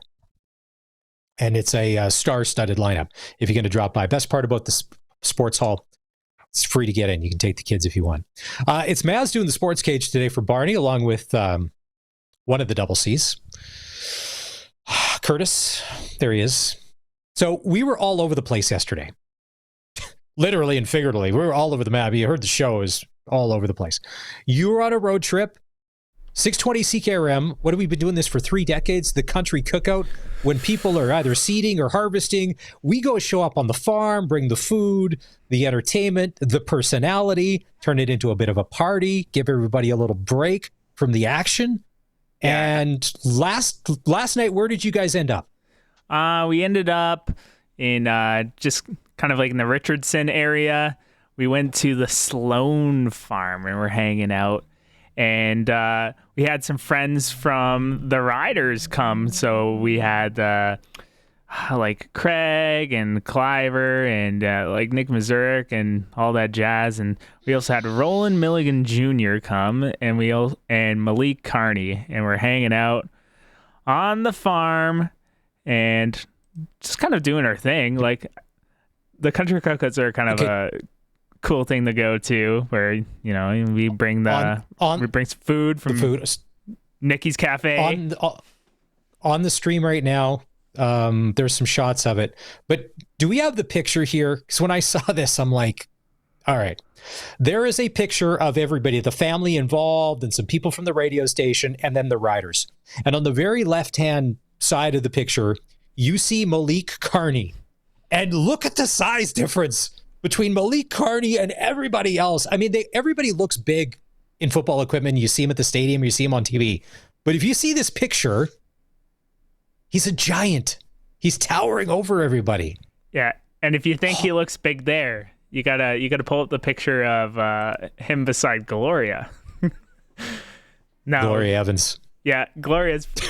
If you've ever met Gloria, she's pretty short, but love Gloria. Now, Curtis, when you show up on a farm, I had an Uncle Carl, and it's funny. We're raised in different eras because I'm twice as old as you. So back then, adults could say whatever they want to kids, nieces, nephews. So I had an Uncle Carl, and he just said, yeah, whenever anything manual, like farm, anything, you got delicate hands. You could never do this. To me, if someone would have said to you, I would peg you, you're in the delicate hands category. When you show up on a farm, no one mistakes you for the hired help for the summer. All right. That's tossing bales and, moving grain. All right. Moving augers. All right. That's not you. It's not me. Don't take offense. Just saying. Yeah. Not me anymore. I'm more of an IT guy nowadays. Right, Maz? Oh, okay. So Kurt Gam here, Curtis, one of his things outside of doing this, he has to handle some of the IT. Everywhere you work, there's an IT department. And in the past, would you say it's the past 10 years, Curtis, that ever since the introduction of ticket or ticketing, the IT department does not lift a finger until you submit a ticket. Now, for us normal people, this sucks. I could phone you. Hey, Curtis, can you come down? I'm probably, no, you submit a ticket. So I had to submit a ticket to somewhere, but yet I'm 2 feet away from you and you will not lift a finger. Yeah. Play this video. I saw this video today. I thought this is perfect. 4 most important things about being an IT professional. You ready for this? Did you submit a ticket? Is it plugged in? Did you clear your cache? Did you try restarting it? Yes! It's 90% of the job, people. But the fact that you will not engage And then we have meetings about we need to be better to each other as people and come together. And, we miss all of that. But then we have this rule where you're 2 feet away from me. I have a problem. You don't have a ticket. So you just put your hands up like, not my problem. Okay. Till the ticket department says something. In the defense of the IT professionals out there, anyone that may or may not be listening, I'd hammer the under of people that listen that are in IT on the show, but that's okay. I digress. You think? If you don't do the ticketing system and I just come and fix your problem, as far as documentation goes, I didn't solve nothing. I didn't do anything. I didn't do anything with my time. My time wasn't accounted for. So it's like if I fix your problem and then my boss is going to be like, hey, you only did like 1 ticket today. And I'll be like, well, I solved a lot of problems. And it's like, oh, what did you do? Well, I restarted Maz's computer. You know how it is? If we have to document every single thing you do at work in a day, I think a lot of places have bigger problems knowing that you can't trust the person you hired to do your thing. But it's funny, Curtis. Be honest. If a senior level executive or bigwig has a problem in the boardroom with their laptop or whatever, their iPhone per se, and they say, hey, Curtis, can you hear? Do you go, excuse me, Mr. Executive, Miss Executive, I'm going to need you to submit a ticket. No, you just jump right in and get it solved because you want to be known as the guy that helped the bigwig boss. Yeah, well, correct? I'm gonna jump in and help the bigwig boss, and then I'll go and manually make a ticket afterwards because that's what I'm gonna do. But if you're Joe Schmo, you gotta make a ticket. There's priorities. Priorities. Well, let's just hope that the IT department's got everything cranked up tonight because on our CKRM website, you can listen to the Regina Ram University of Husky game starting at 6:45 with Brendan McGuire. You won't miss any of the action because we got Pats hockey tonight on regular 620 CKRM, so you will not miss a minute of the action. Rams Huskies tonight, the number 5 U of R Rams taking on the Huskies. Now, with a win, we're 4-0, and then the Huskies are 3-2. Is that right? 2-2, 3-2. Anyways, we can put a little distance between us. This is a big game, especially on the road. Wow. So yeah, you can stream the game on the CKRM website starting at 6:45. We'll have kickoff at 7. And then when it comes to Regina Pats hockey, they're in Swift Current tonight to take on the Broncos. Pre-game show starts at 6:30.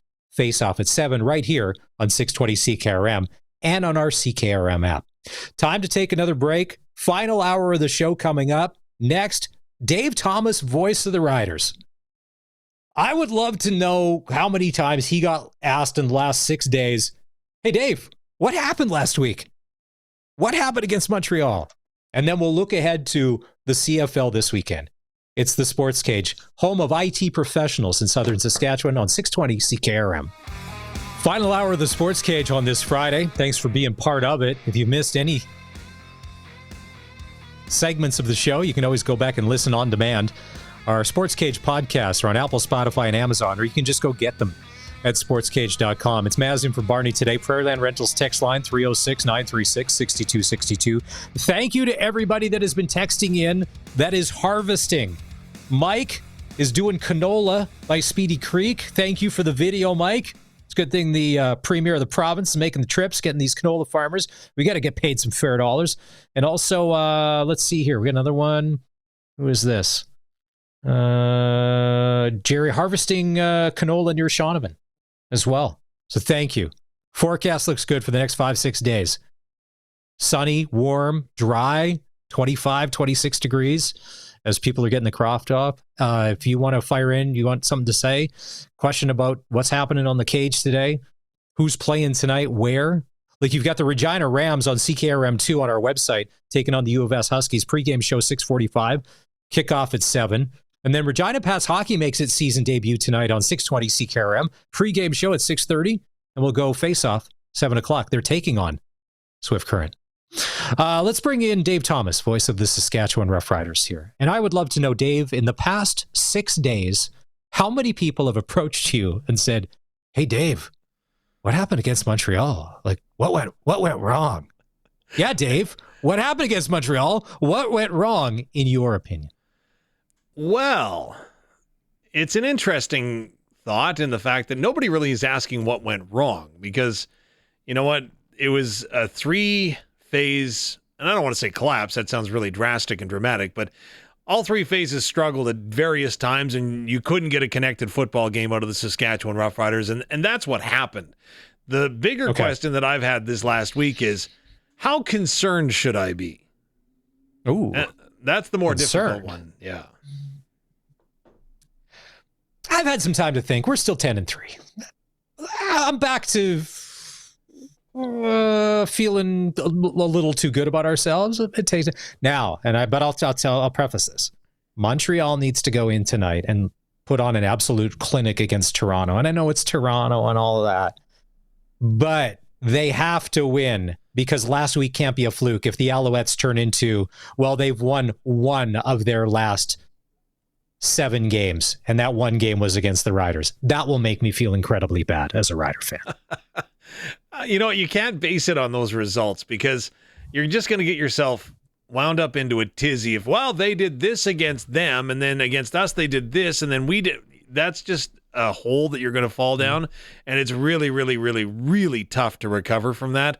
What I would suggest is that the sky isn't falling. There is definitely some disappointment as to what's happened in that football game, and it's been allowed to linger for a week during the bye week for the Roughriders, but I've got faith. Again, why wouldn't you? This team has already got 10 victories. They were really, really banged up in that game against the Montreal Alouettes, so again, it's not full panic time, and I don't think we have to see what happens in Montreal to feel better about that. The Alouettes, the one thing that they have done, and the Calgary Stampeders have done to the Saskatchewan Roughriders that no one else has done thus far, in my estimation, when putting their offense on the field, they have gone ahead and remained two-dimensional. The Roughrider defense, for the most part this season, right, has made their opponents one-dimensional. Best run defense in the league going into last week, and then Stevie Scott comes out of nowhere and has a great game. Yeah. Why does he have such a great game? Well, because Montreal committed to running the football. We're going to continue to run the football. Even if we don't go ahead and get 10, 12, 14-yard runs, we're going to stay with it. And a lot of teams haven't done so. If you look at the Winnipeg Blue Bombers, for example, in the Labor Day Classic, when you've got the reigning most outstanding player carrying the ball, touching the ball less than 10 times. So you got to tip your hat to the Montreal Alouettes. We'll see what happens in Toronto because I think it is going to be a heck of a fight at a tough place to play, whether you believe it or not. It's very easy to say, well, they ran on us. These guys didn't. So when the Stampeders and the Alouettes last week were able to run on the Riders, what are they doing or what were they able to expose that the Bombers and every other team can't? Like when you're up there, what do you see to say to the common fan, well, this is why they're able to do it? Outside of, well, they just kept trying.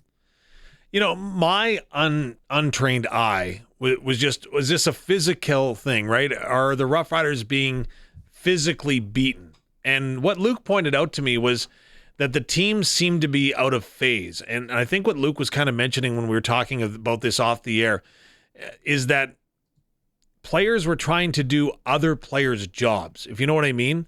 So all of a sudden, oh my gosh, Montreal's starting to run the ball, so I'm going to have to go ahead and I'm going to have to cheat up a little bit, right? So in doing so, that's going to give the other team opportunities to make plays. But conversely, oh my gosh, they're starting to beat us deep. Well, everybody drops back into the deeper zone, then you throw the ball underneath, or you've got fewer players in the box. And that was kind of what I think Luke was alluding to when we were talking about it. And to me, it makes a lot of sense that, again, he consistently talks about the fact that if you play at a 7 out of 10, you got to be the best 7 out of 10 player that you are. You can't try to be a 10 out of 10er. So you've got to do what you do and do it well. And I wonder if the Riders got themselves a little bit out of sync in doing that. Because the injuries, like you said, you've got your second, third safety in there. Obviously, we knew what was going on in the corners. And then I'll ask you, when Rivas went down, to me, that's a big loss. Like Roland Milligan, it all works in combination back there. Milligan is as good as he is because there's a lot of guys around him doing, like you had said, their jobs when they need to. The Rivas thing kind of has me worried. CJ Reavis is probably the unsung hero on the defense. I think we had this discussion before. Someone asked me, who would you say is the unsung player on the Roughriders? And CJ Reavis, for what he does and the physicality that he brings, the multifaceted and multidimensional approach that he brings, right? He can cover if he needs to in the pass game. He's not afraid to get up there, stick his nose in, and get dirty in the run game. He definitely can blitz. He is a very, very intelligent player that is just hitting his stride right now. And he's talked about the fact that he's inspired by Roland Milligan Jr. and what he sees from him across the way. So although they don't get to play together because they're on opposite sides of the defense, CJ Reavis is really one of those guys that's a key cog in the defense. And yeah, it was tough to see him get shaken up in that last game against Montreal. I hope he's back. It's funny, you don't notice some guys until they're not there, but for the most part, it's been especially that the front and those linebackers. Like obviously the secondary, we know there's been some moving parts in there because of safety in that, and we get back from the bye, and then with Edmonton, outside of Jalen Philpott having a great game. Did you think that Jason Moss called an incredibly smart game for whatever the Riders were doing in the first half? And Barney had asked about halftime adjustments if there were. It looks like Moss adjusted right with them. He seemed to be a step ahead from kickoff. I can't say enough good things from what I saw from Jason Moss in that football game. And let's look at Jason Moss and his evolution as a coach, right? So start with the head coach job in Edmonton. And remember, he's throwing around headsets and telephones and slamming things and stomping his feet. And nice. That's what the players in Edmonton read and felt. And you could see that emotion level rise with them. And that led to a lot of bad things on the football field. This time around in Montreal, again, Coach Moss has got all kinds of talent, right? Like, you cannot dispute the amount of intelligence this man has. And yes, things have gone awry in Montreal this year, primarily because they haven't had a quarterback. As Davis Alexander, their starting quarterback, has been out much of the year. Their backup in McLeod Bethel-Thompson up until last week was ineffective. And then Caleb Evans is gone for the year. So you're down to guys from the front row in the stands. But you have to give him credit for his remarkable patience and trying to keep the team calm. And I think he learned that along the way to winning a Grey Cup, which the Montreal Alouettes did out of nowhere. And Luke talked about this in the broadcast in the last game. And boy, I keep quoting Luke. He's going to get half my fee for this. But anyways, one thing that he pointed out. You're getting paid? What? Hold on a sec. I'm just here for the IT videos. Oh, come on, man. Or making it rain, my friend. But getting back to that thought, when it comes to Jason Moss, is that Jason Moss right now is selling his dressing room that we know what the formula is. We know the recipe and what it looks like to win a Grey Cup, and you need to get hot and peak at the end. He's got quarterbacks getting healthy. He's got receivers getting healthy. He's got defensive group that is starting to look more like what I think he envisioned. And he's selling right now, hey, we're going to get hot and we're going to roll this thing to the Grey Cup. And I think that his dressing room is buying in more than ever before. Not a ton of moves by the Riders in the off week. They signed defensive back Sheldrick Redwine. That was on Monday. Yesterday, they signed their global punter. Is there a story to this? Are we not happy with Joe Couch? Is just we drafted him, get him signed. What are we reading into as Rider Nation? And we read into everything. Oh my gosh, do we ever? I've heard everything from he's a new holder to he's going to go ahead and replace the Australian accent in the dressing room. It's like, oh my gosh, like literally someone talked about the accent with me this week. Dave, we don't do well with time on our hands. Okay, bye weeks don't go well for Rider fans, especially when we lose. We don't know what to do with ourselves. To try to read between the lines of the signing is difficult because now we have 3 punters on our roster, right? With James Wright, Joe Couch, and the new guy.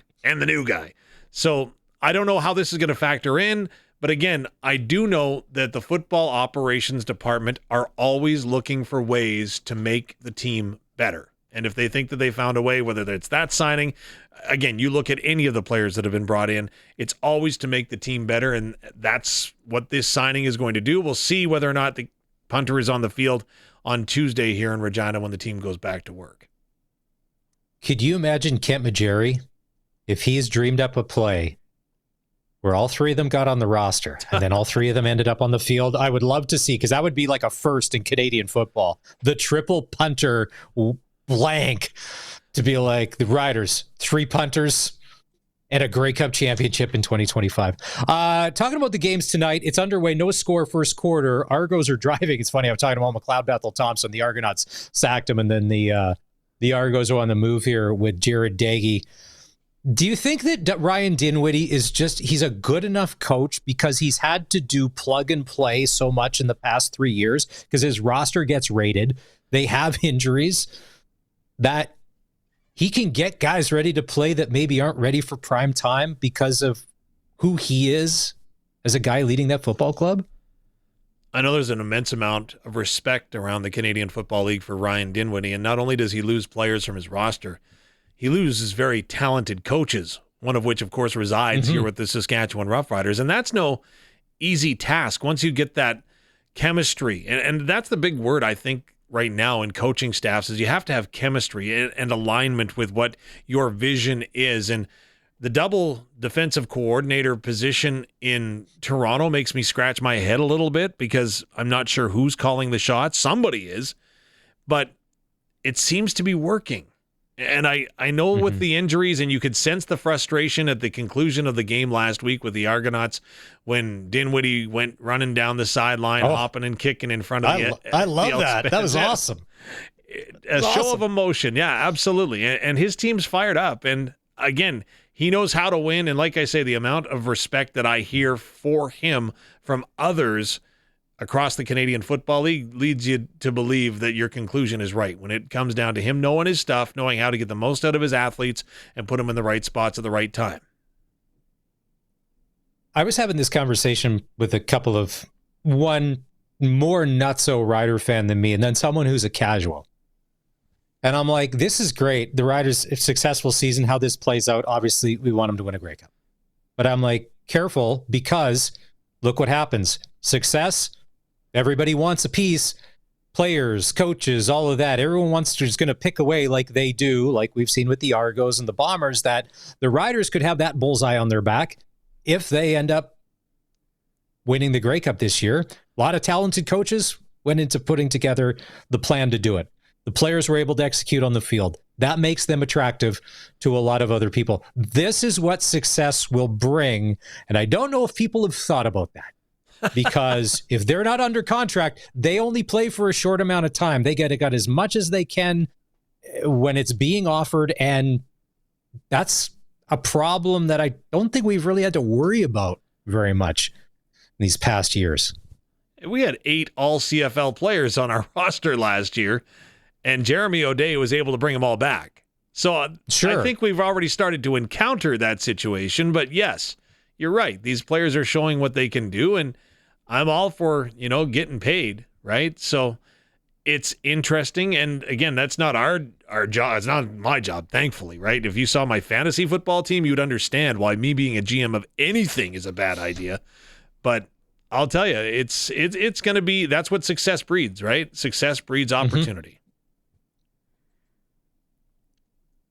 I don't know what to make of this Stampeder game tonight, because Vernon Adams Jr. has not looked like VA earlier in the season. I found that ever since they won that game in Calgary, there's been a huge drop-off. And he's been, okay. BC seems to have their offense going. It's their defense that causes them problems. What do you think tonight in Calgary? Because that's a big game. Definitely is a big game. I think it's a bigger game for the BC Lions. The Calgary Stampeders would love to keep pace with the Saskatchewan Roughriders and, of course, use the game in hand to their advantage. So it's a big one for the Stampeders. But I'm really curious because Vernon Adams Jr. really has downplayed the whole I'm going up against the team that traded me away. He's really downplayed that aspect. And I guess you would expect nothing less from a professional quarterback, right? Saying that it's all about, the win this week and that's what our focus is and everything like that. But if you're the BC Lions, man, you've been inching and getting closer to Winnipeg, and Winnipeg plays Ottawa tomorrow.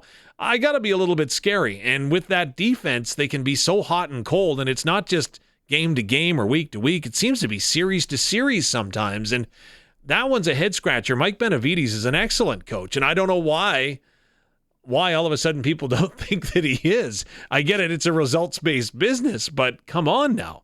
Mike Benavides has been one of the top defensive minds in Canadian football for an awful long time. It's just whether he's not getting buy-in from his group, whether it's the assignments that are being misunderstood, I don't know what the answer is. But when I see that game, to answer your question and finally return to what I see happening with Calgary and BC, I see Calgary coming out, and if they can run the ball, and when they're running the football with Dietrich Mills, they're successful. And if they can establish that early and continue to do it throughout the course of the game, that presence is a big, big factor.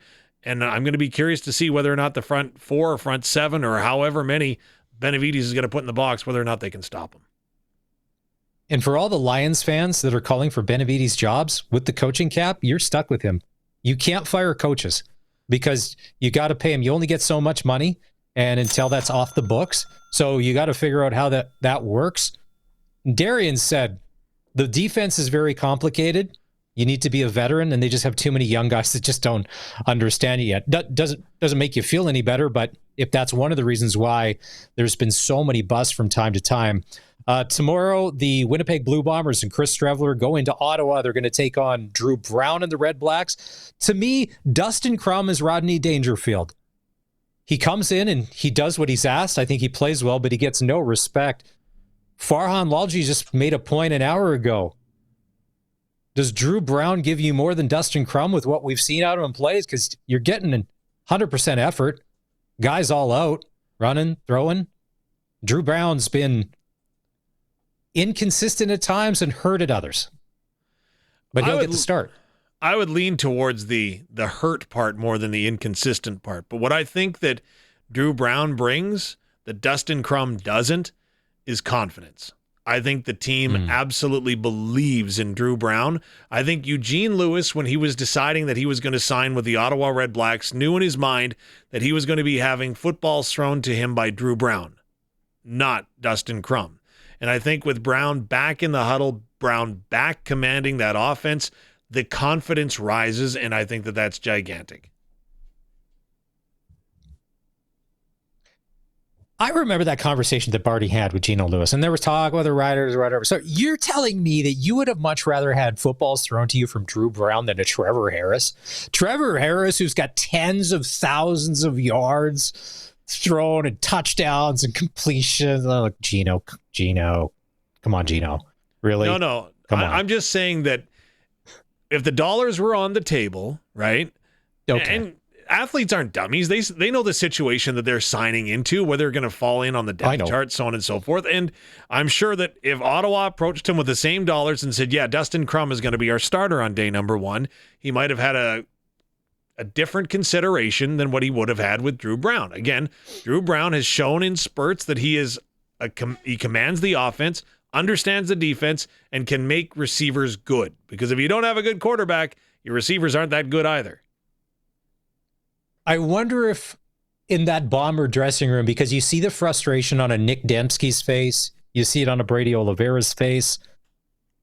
Willie Jefferson wears a shaded eye mask, so I can't tell his facial expression. But I wonder if they're at the point where these guys say, all right, enough is enough. We're doing this by committee. We're getting this done. Strav, you do what you do, and we're all in. Like, they got to take this over because there is no Zach Caleros back there helping them out, where this has kind of got to be because there are times when they have run that run package with Streveler and looked very creative in a run first pass option. So for anybody, I think that is just giving the Red Blacks the automatic W tomorrow, I think the Bombers, maybe pride's going to play into this because maybe they've had enough. Because if you look at Brady Oliveira's face last game, he don't look like a happy football player.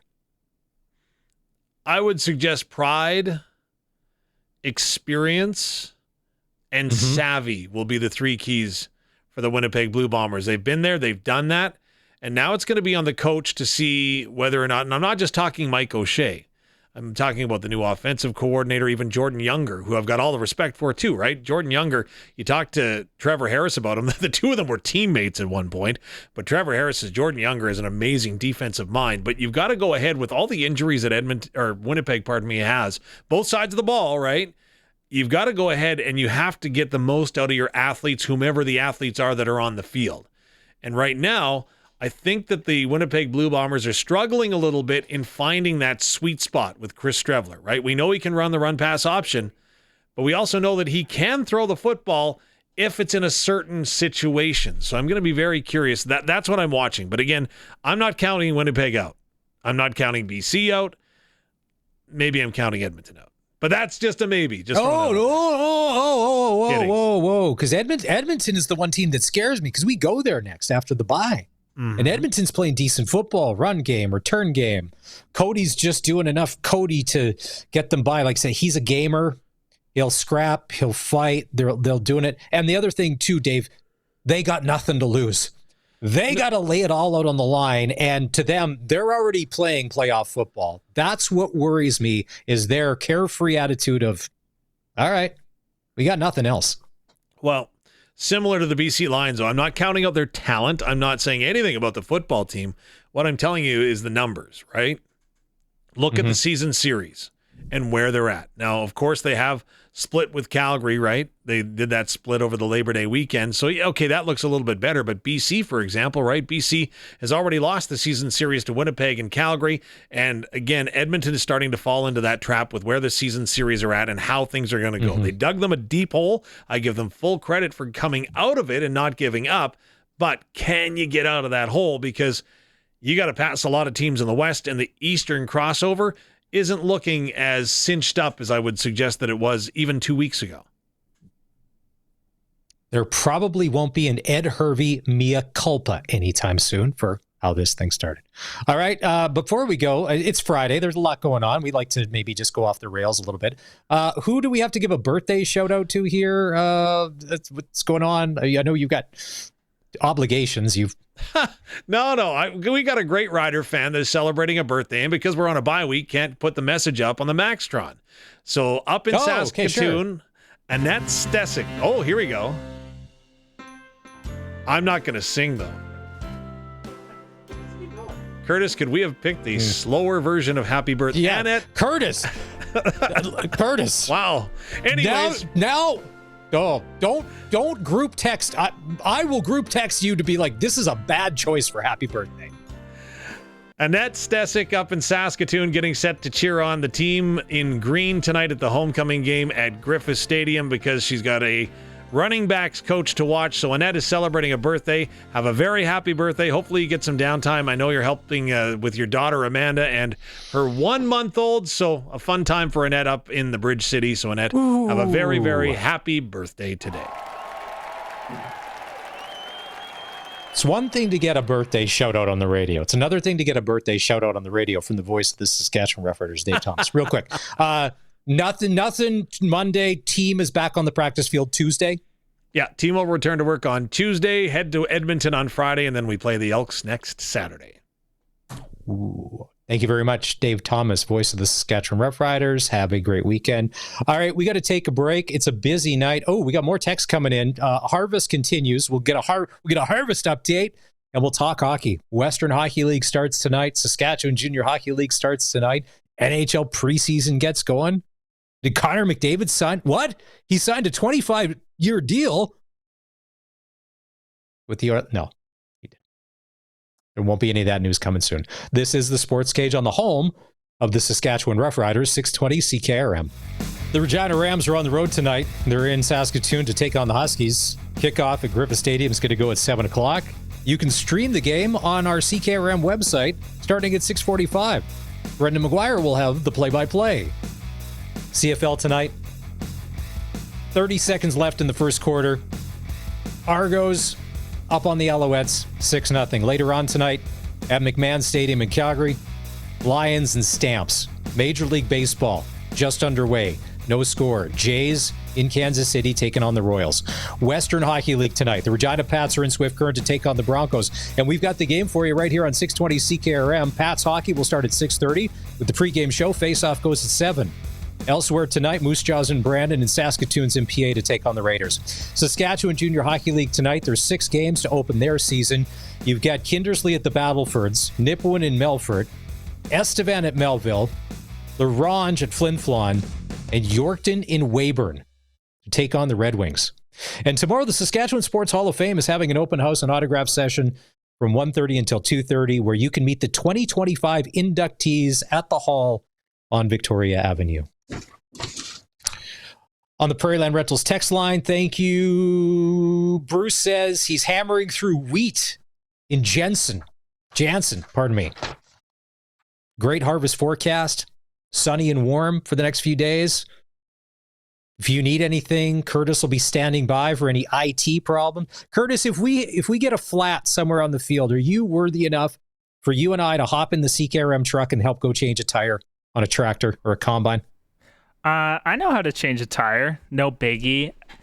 Luckily, I haven't had to do it like on the side of the highway yet or anything, but I change my winter tires over every year. No biggie. As long as you got them on another set of rims, just star pattern. Okay, so anybody that drives farm machinery that just heard that rolled their eyes, because changing a tire on a tractor I didn't say is I could completely change different than tractor tire. I said like a okay, car. well, I know how to change over my winter tires on the rims. Yeah, I go and I drop them off and I go get a latte and I come back in like 90 minutes and then they're done for me and they drive away. Soft hands. Soft hand. You've got Curtis. You and I. We did this. We've got soft hands. That's not work for us, man. I have a jack in my garage. Good thing Dad bought it for me, because I'm like, there's no way that I would have had to do that. So if you are, Northern Lights Harvest is going great. Thank you. Prairieland Rentals text line 306-936-6262. Oh, wait a minute. Okay.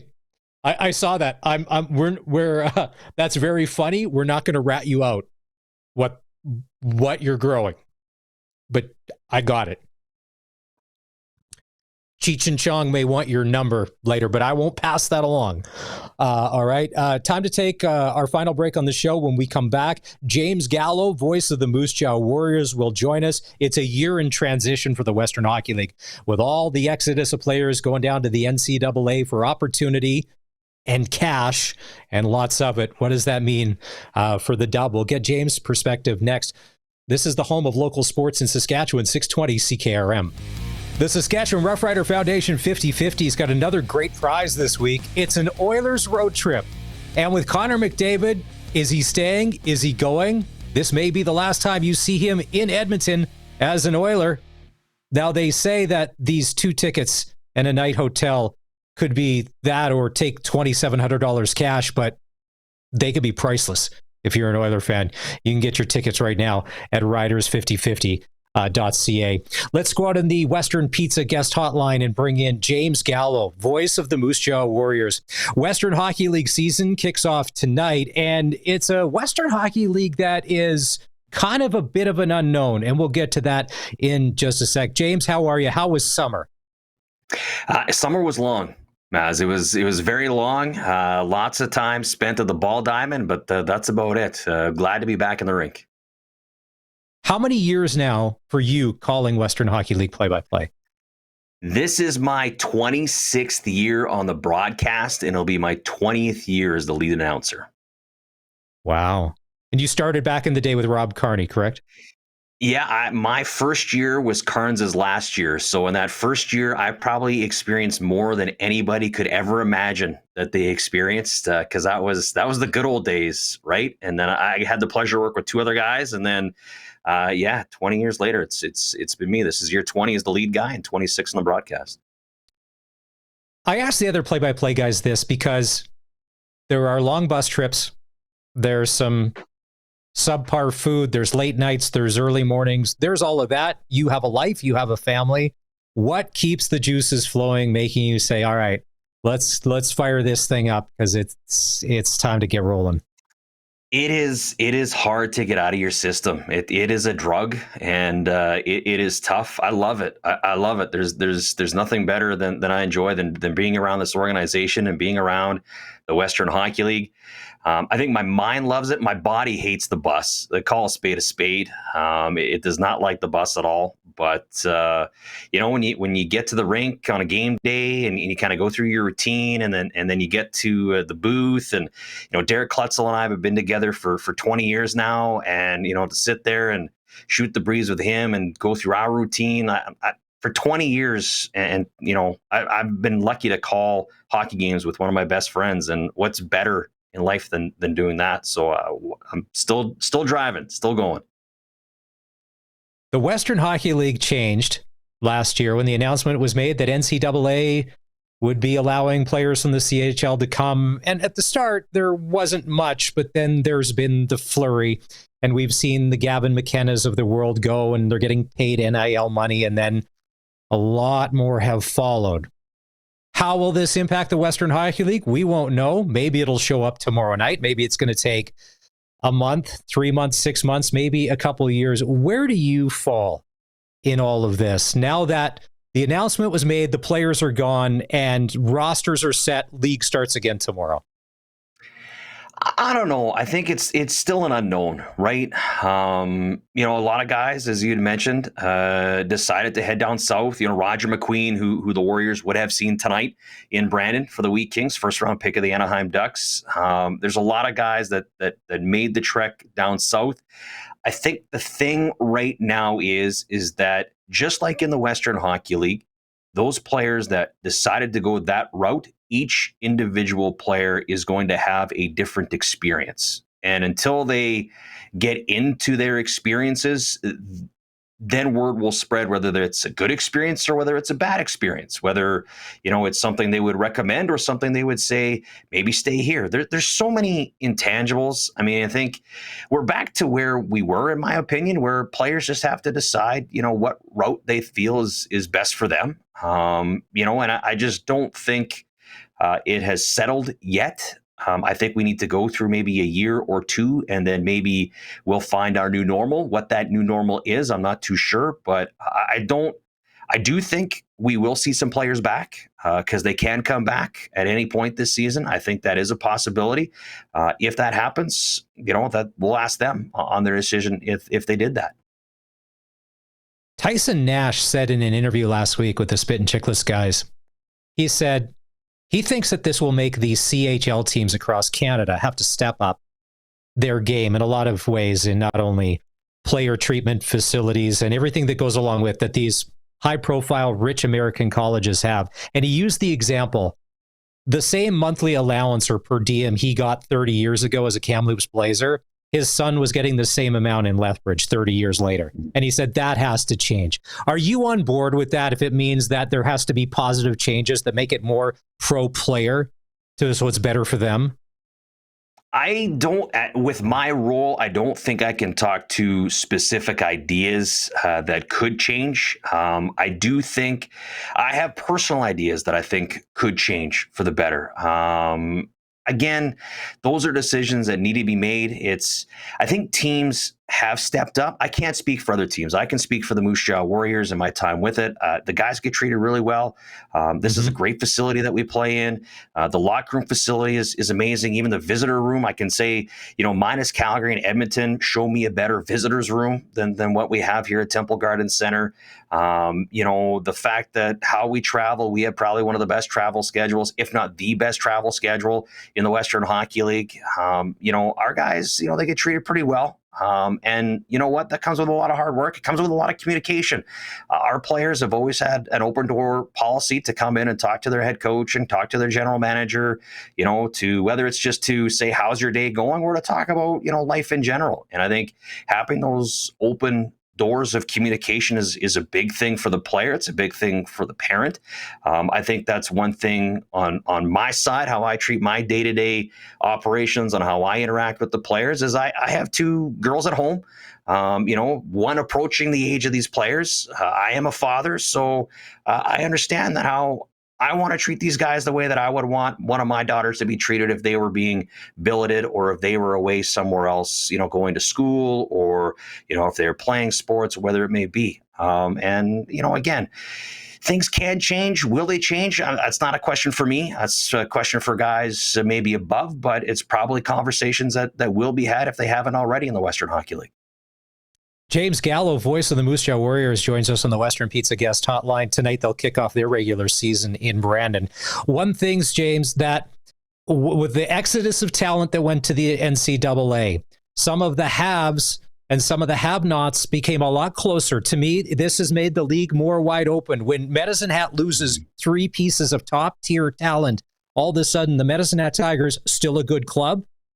But listen, everybody else can feel, and maybe the Warriors feel that way, that, listen, the competition level is that much closer. The gaps aren't going to be as large. I think this could be anybody's ball game this year in all of the divisions.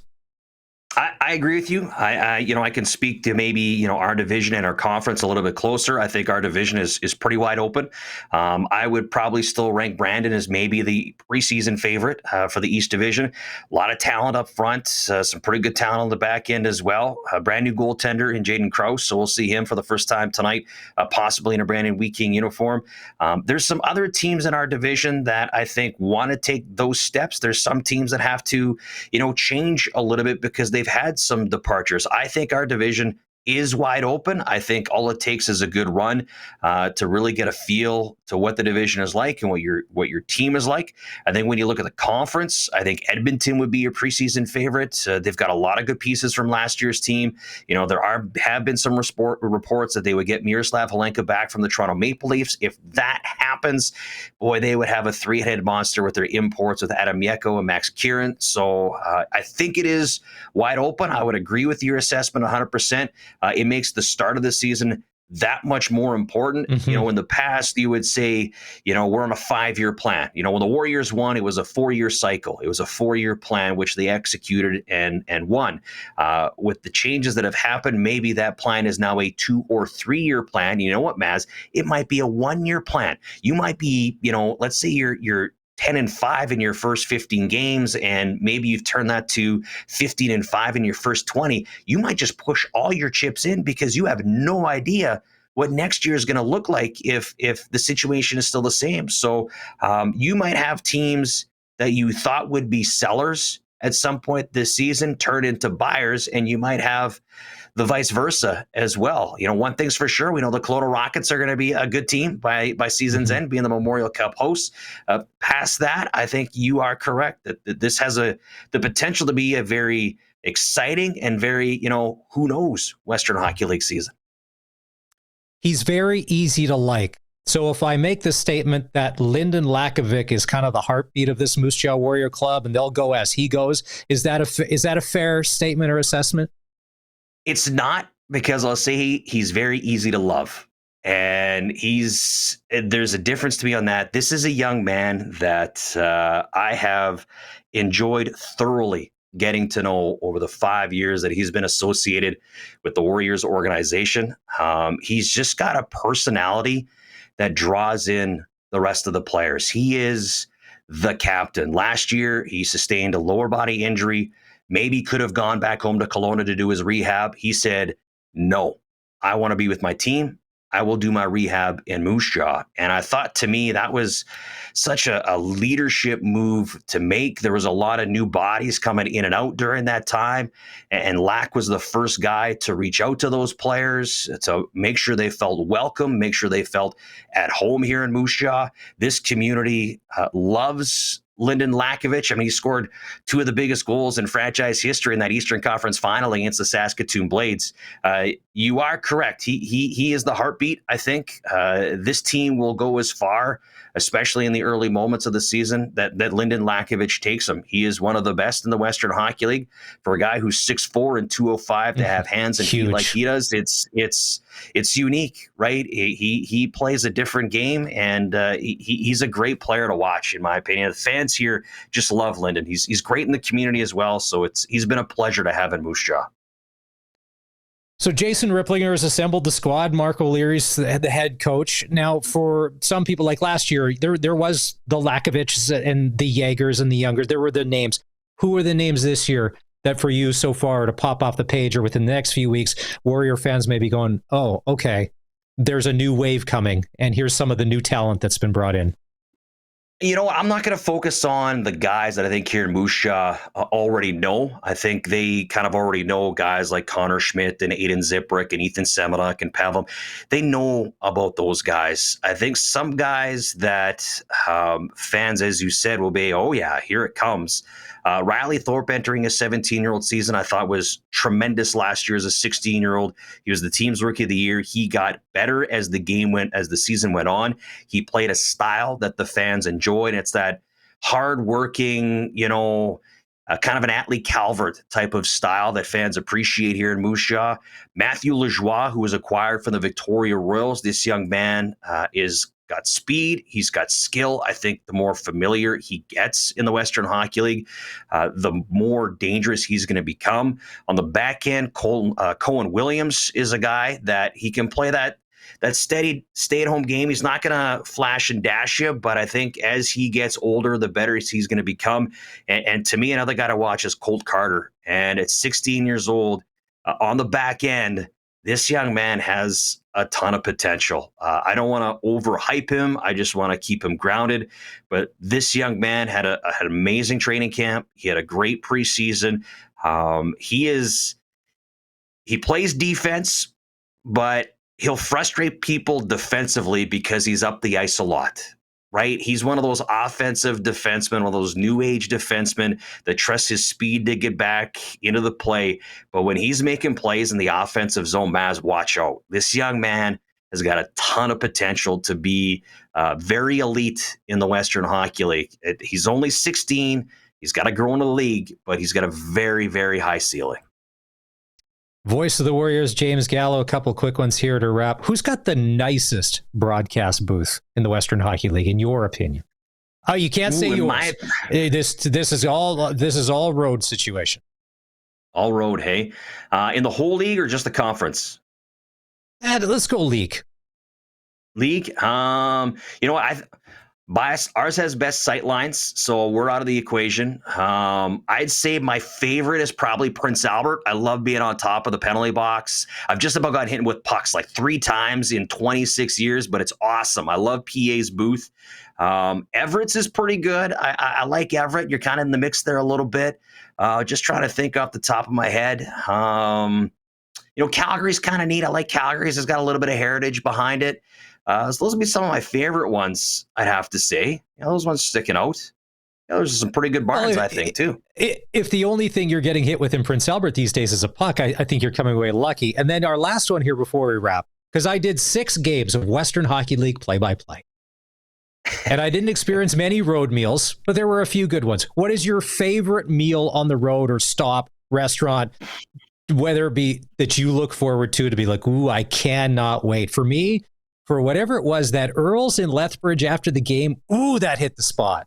Although we got blown out and Todd McClellan, we had to sit in the dark on the way home. And there's no movies because he was mad at everybody because it was a 6-0 shutout. But whatever. He just went on to coach like a million NHL games. But what did I know?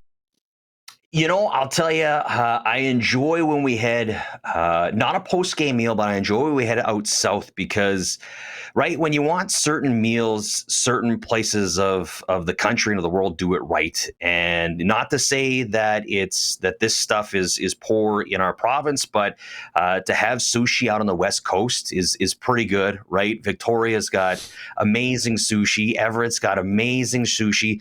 I know with my body structure, you wouldn't think I eat a lot of sushi, but that is the case. I do love it. Post-game meals, we eat a lot at the rink.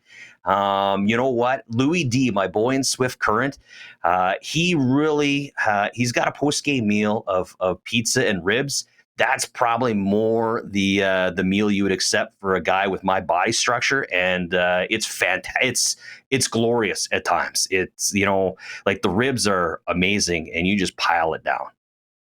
James Gallo, Tourism Moose Jaw, if you're listening, we have a moose. We're the band city. We're not great at sushi, and we're okay with that. Have a great call tonight, James. There's some good sushi in Moose Jaw, but I'm just saying, right? If you want beef, you got to go to Saskatchewan, Alberta. But I know. I lived in Moose Jaw. I know our strengths. I know our weaknesses, and I'm going to say that that's not one of our strengths. Have a great call tonight. We appreciate it. Let's do this again as the season rolls on. Anytime, Maz. Appreciate it. Enjoy the rest of your weekend.